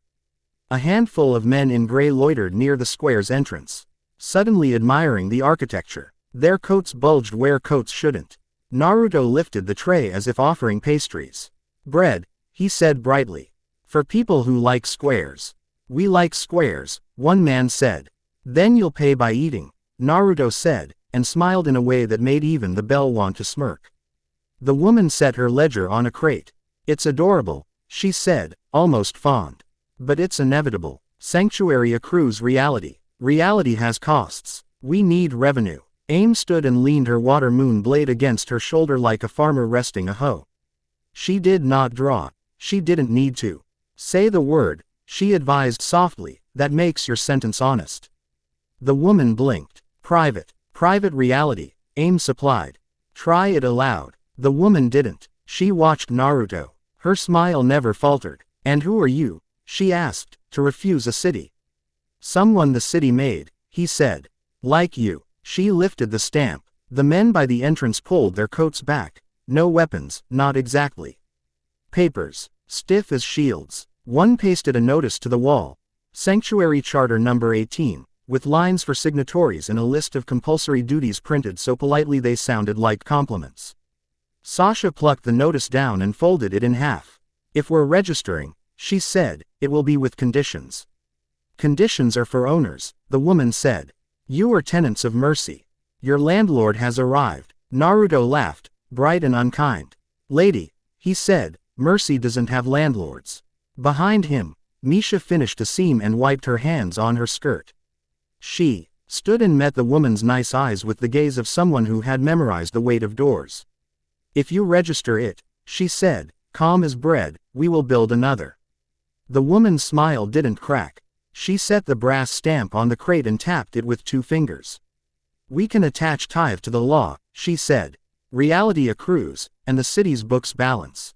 It's clean. Naruto set the tray down on the crate next to her ledger. He didn't touch the stamp. He drew a small spiral, so small no one saw it, and rested it in his palm like a heartbeat. Clean isn't a compliment. It's how you talk about a room no one lives in. He clapped, once, soft. The wrong note Rin had invented hit the center of the square like a pebble into a still pond. It wasn't loud. It was sincere. The applause pie. CKED up around the edges. Grandmothers on steps. Children with sticky fingers. A baker who had learned to sing in the afternoons when no one was buying bread. They clapped badly and together, and the rhythm turned into a pulse the square liked very much. That sound, Naruto said. That's tithe. A man in gray reached for his hidden paper and found his arm agreed with the square and stayed. The woman's face wavered by a hair. Security, she snapped, a reflex.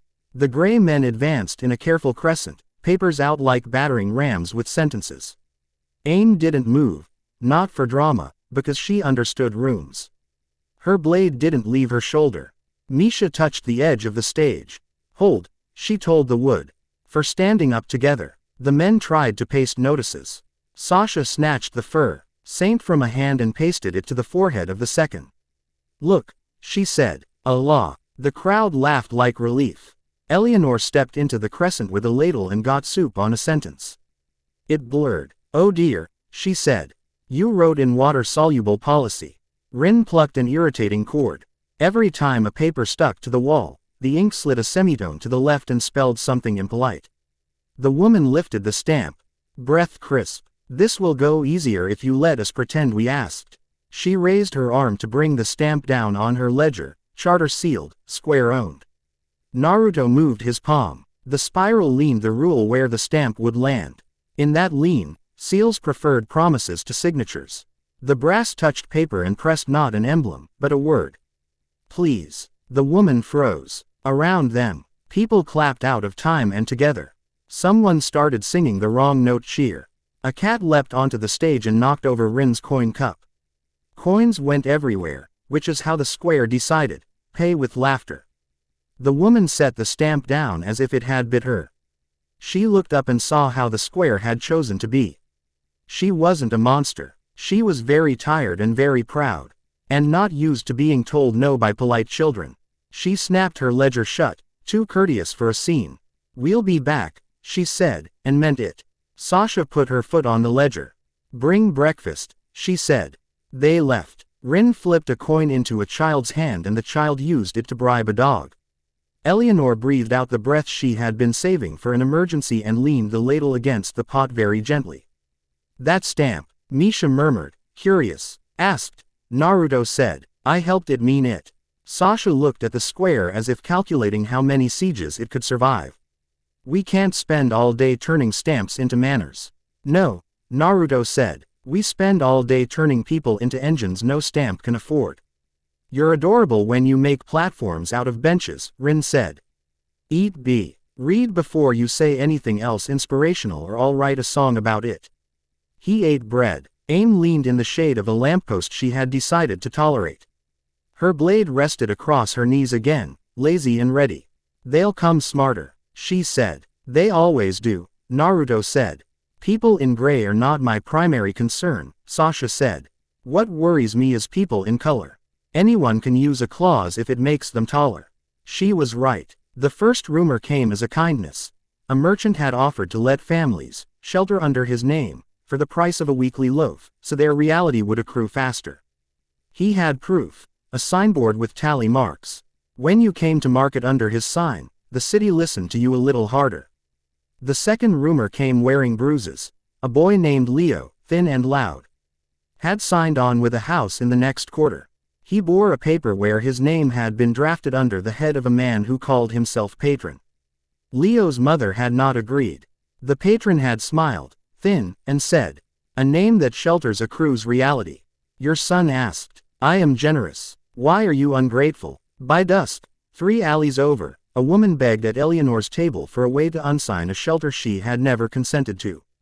Naruto listened with his jaw set and his hands very still on the crate's edge. Tell me exactly what he said, he asked. The woman repeated it, eyes swollen from salt. Aim's mouth made a flat line. Abraxas left, she said softly, but its habits walk around on legs. Misha set her hand on the table.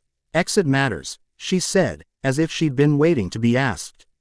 Then we teach the city to be rude to anything that binds without consent, Sasha said. She turned to Naruto. Busy night. They moved like a weather system at speed. Rin and 2 older kids took a cart of chalk and songs to every alley where people cracked jokes as a form of currency. They taught a game. Open close. Children drew fake doors on walls and held them closed until a friend said please, real. And together they practiced letting go. Grandmothers judged the pleases. They were cruel and right and proud. Eleanor made a little booth, not a confessional. She would have punched anyone who said the word, where people could come and say, I didn't agree. She wrote their names in a ledger with a ribbon down the middle. On the left, bound without consent. On the right, witnesses. She sat here with her hair collapsing out of its pins and smiled as if no one had ever failed her. Misha kept seaming. She sewed tiny exits into thresholds. Hold for joy, open on please. The chalk lines were so small you wouldn't notice them until you tried to hold someone who didn't want to be held. Then even stones would remember they preferred to be better. Sasha gathered house captains for a lesson on preventing idiots from making policy at sword point. She didn't coddle. She made them lead drills where they labeled their own habits of heroism and wrote in the margin, "Delegate." AIM took Naruto to meet the man. The patron owned 6 banners and a smile that had learned to imitate forgiveness. He held court in a lane where the basilica's shadow ended. He wore no symbol of the covenant. He didn't need one. Power makes its own pins. "Teacher," he said pleasantly, as if they'd had afternoon tea. "You've written such a helpful line. Cities thrive on anchors. I'm anchoring. Everyone's pleased." "Leo's mother is not," AIM said.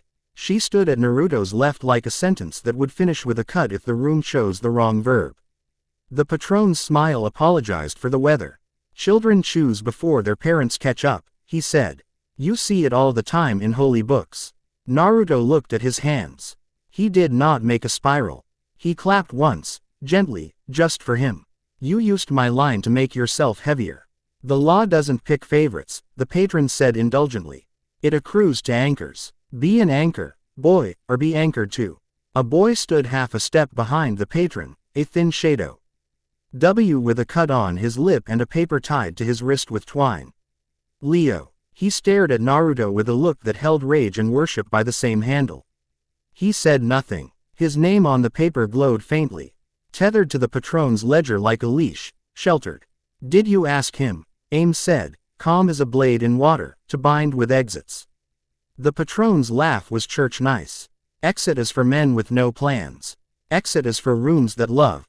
Misha would have said. She wasn't here. Naruto heard her anyway. He set 2 fingers against the tether like a man touching a wound. He did not sever. He did not pull. He drew a small vector sigil in the air, one end on the twine at Leo's wrist, the other on a chalk scene he knew by heart, the one Misha had set on the square's first lamppost. The sigil didn't want to take. He said please under his breath. "Are you stealing a child?" the patron said, with minimal interest. "Returning him," Naruto said. The sigil flicked. The twine at Leo's wrist loosened. The tether went slack and tried to retighten around Naruto's name as recompense. He let it. He had worn worse. He smiled and passed the loop to the lamppost with his palm.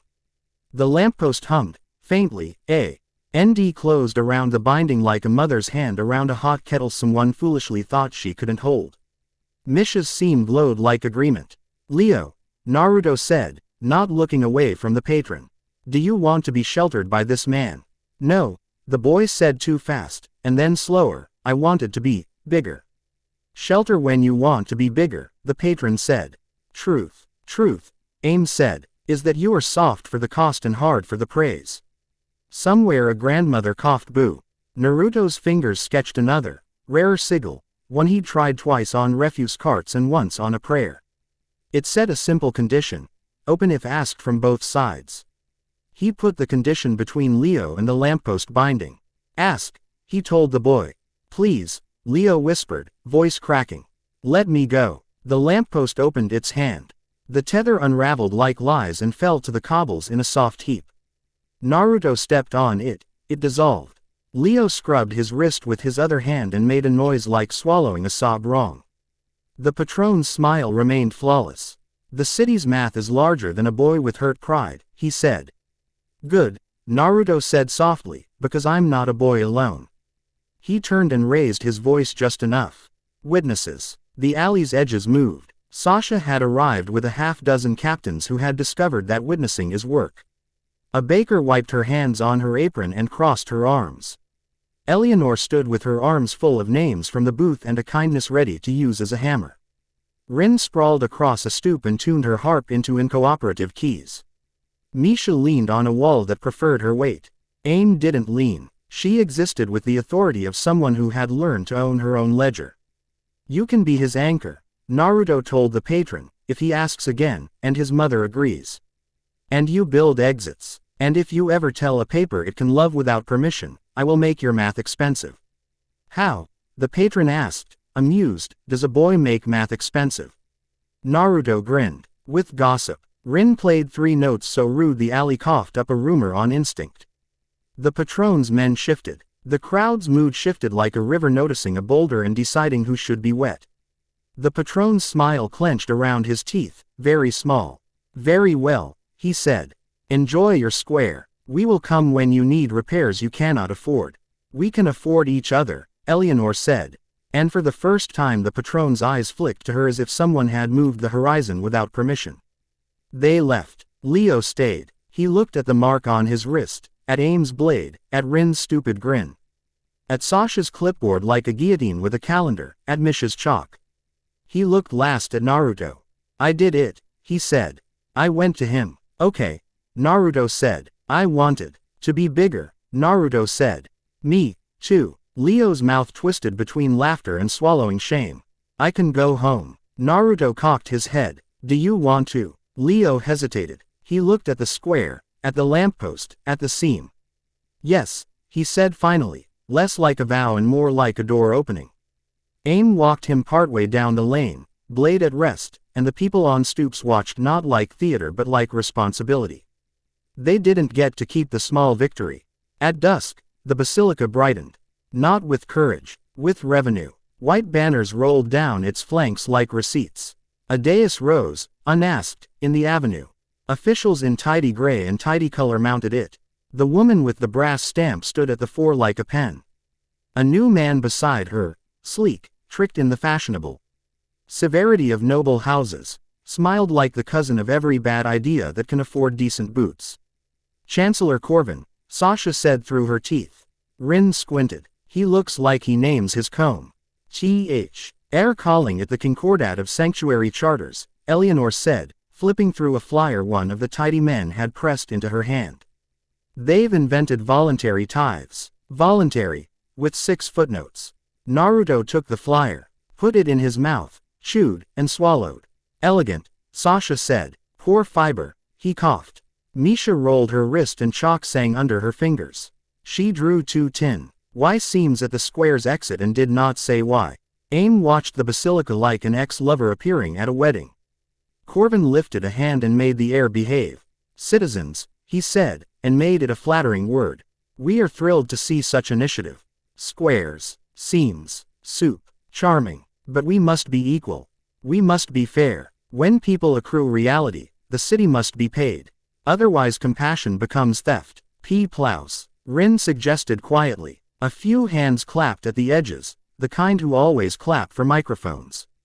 Corvin smiled as if the city had agreed. We will grant charters, he said. Quote, registered sanctuaries will be protected. Tithe will be light, symbolic. In exchange, you will submit your plans for review. Plans, Misha whispered, mistrusting the word the way good walls mistrust coats of paint in summer. And, Corvin added with the practiced sorrow of saints and salesmen, we will no longer allow unregistered sanctuaries to accrue reality. It breeds black markets, extortion. Children manipulated by good intentions, tragedies, surely you've seen. He was very good. The crowd's noise changed color. Worry likes to sit next to reason so it doesn't feel stupid. Eleanor's hand tightened around her ledger until the ribbon creased. Naruto stepped onto the stage. He did not shove the chancellor. He did not grandstand. He smiled with all the teeth Sasuke used to tell him looked like trouble. Make me an offer, he said. Corvin blinked, pleased. We will register your square under a special dispensation, he said. Model charter, like tithe, authority to decide who may build elsewhere. Ah, Rin said. There it is. Sasha's throat made a quiet, dangerous sound. Aim shifted her blade by a thumb's width. Misha's seam chalk broke. She didn't notice. Naruto tilted his head. And the cost? Corvin's smile didn't move. You'll be indispensable. No, Naruto said softly, and color rolled through the square like wind through wheat. Corvin's hand dipped. Then we must regretfully deploy measures against illegal accrual. For the sake of equality. He raised his fingers. They came like moths designed by clerks. Thin, gray, glinting with false innocuousness. Abacus wraiths, Rin named them. Disgusted. Little crawling cancellations that nosed along seams and lapped at names until gratitude tasted like a sin you couldn't afford. They were quiet. They were hungry. They rifted toward the lampposts and the chalk lines and the small corners where Misha had taught stones to remember kindness. No, Misha said. Her voice was not loud. The square heard it anyway. Eleanor stepped into the path of the first wraith and put out her hand. It went through. It wasn't a beast you could pet into decency. It was policy. Naruto clapped. Not the wrong note this time. A simpler rhythm. A thing you do when the person you love does something small and brave. He clapped for every seam. He clapped for the moment Leo had said please. He clapped for the stamp's brief honesty. He clapped for bread, for soup, for doors that learned to open. Rin hit a chord that sounded like alley gossip. Children shouted names of the people who had fed them lunch when their parents' shifts ran long. Grandmothers criticized neighbors for looking thin. Sasha raised her clipboard like a blade and barked orders that turned into thank yous on impact. Aim stepped forward and cut a rule in half. Comp. Ulsory shelter. And the wraiths that had been feeding on it stalled. Out loud, Eleanor said, breath shaking. Say what helped you. Not the best thing. The true thing. People did not sermonize. They confessed. When my wife died, Karo kept my houseplants alive. The bell rang for my sister even though we could not pay. The boy in the black coat carried my flour every Tuesday until I stopped pretending I didn't want help. Misha made a seam in my stairs and it felt like breathing. The wraiths nosed up to the words like dogs to vinegar and flinched. They needed quiet guilt. The square got louder. Gratitude isn't a claim. It is a cost already paid. The wraiths starved. Corvin's face didn't change. He did not rage. He regarded the square with detached interest, as if watching a weather front he would catalog later. He gestured to the woman with the brass stamp. She lifted it. It shook, very slightly. Naruto stepped to the edge of the stage the way you step to the edge of a roof you trust. He raised one hand and drew the smallest spiral of origin he had ever made. It could have been mistaken for a breath. He pressed it against the brass. Ask, he told it. It did. Please, the stamp said again, soft as chalk. Corvin looked at the stamp and did not frown. His eyes moved, mathematician bright, understanding variables. Consent, he said, tasting the word. Exit. 2 doors, Misha said promptly from below. Always 2, otherwise it isn't sanctuary, it's a cage with nice pillows. Naruto looked at him, at the basilica, at the people who were already building exits with their bodies. He didn't make a speech. He asked the city a favor. He lifted his hand and traced a phrase in the air as if teaching a child to write its name. A name that shelters others accrues reality onl. Why when consent is mutual and exit remains open?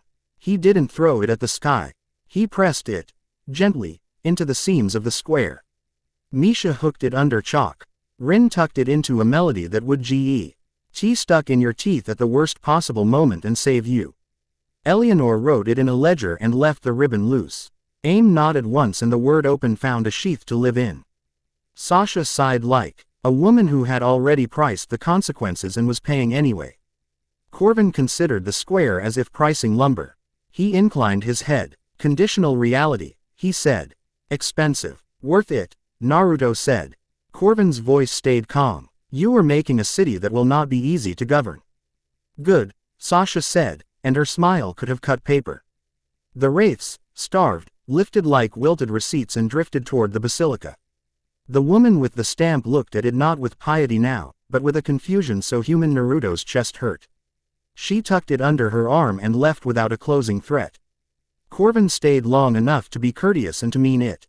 Tell me something true, he asked Naruto. So I do not waste my time. Naruto thought. He didn't want to hand the man a broken bottle with the power to cut children. He didn't want to pretend he knew everything. He searched his pockets for a truth he could afford. We'll be sloppier than you like, he said. We'll clean up and pay. Corvin's mouth quirked. I am going to make money off your sloppiness, he said. Not if grandmothers get there first, Rin said cheerfully. He laughed, brief and real, as if someone had bribed him with his own grudges. Until next time, he said, and meant it like a promise and a threat in the only way the powerful know how to say goodbye. He went. The square didn't cheer. It sagged and sat, like people who had spent their dignity on a good fight and were trying to decide whether to feel proud or embarrassed.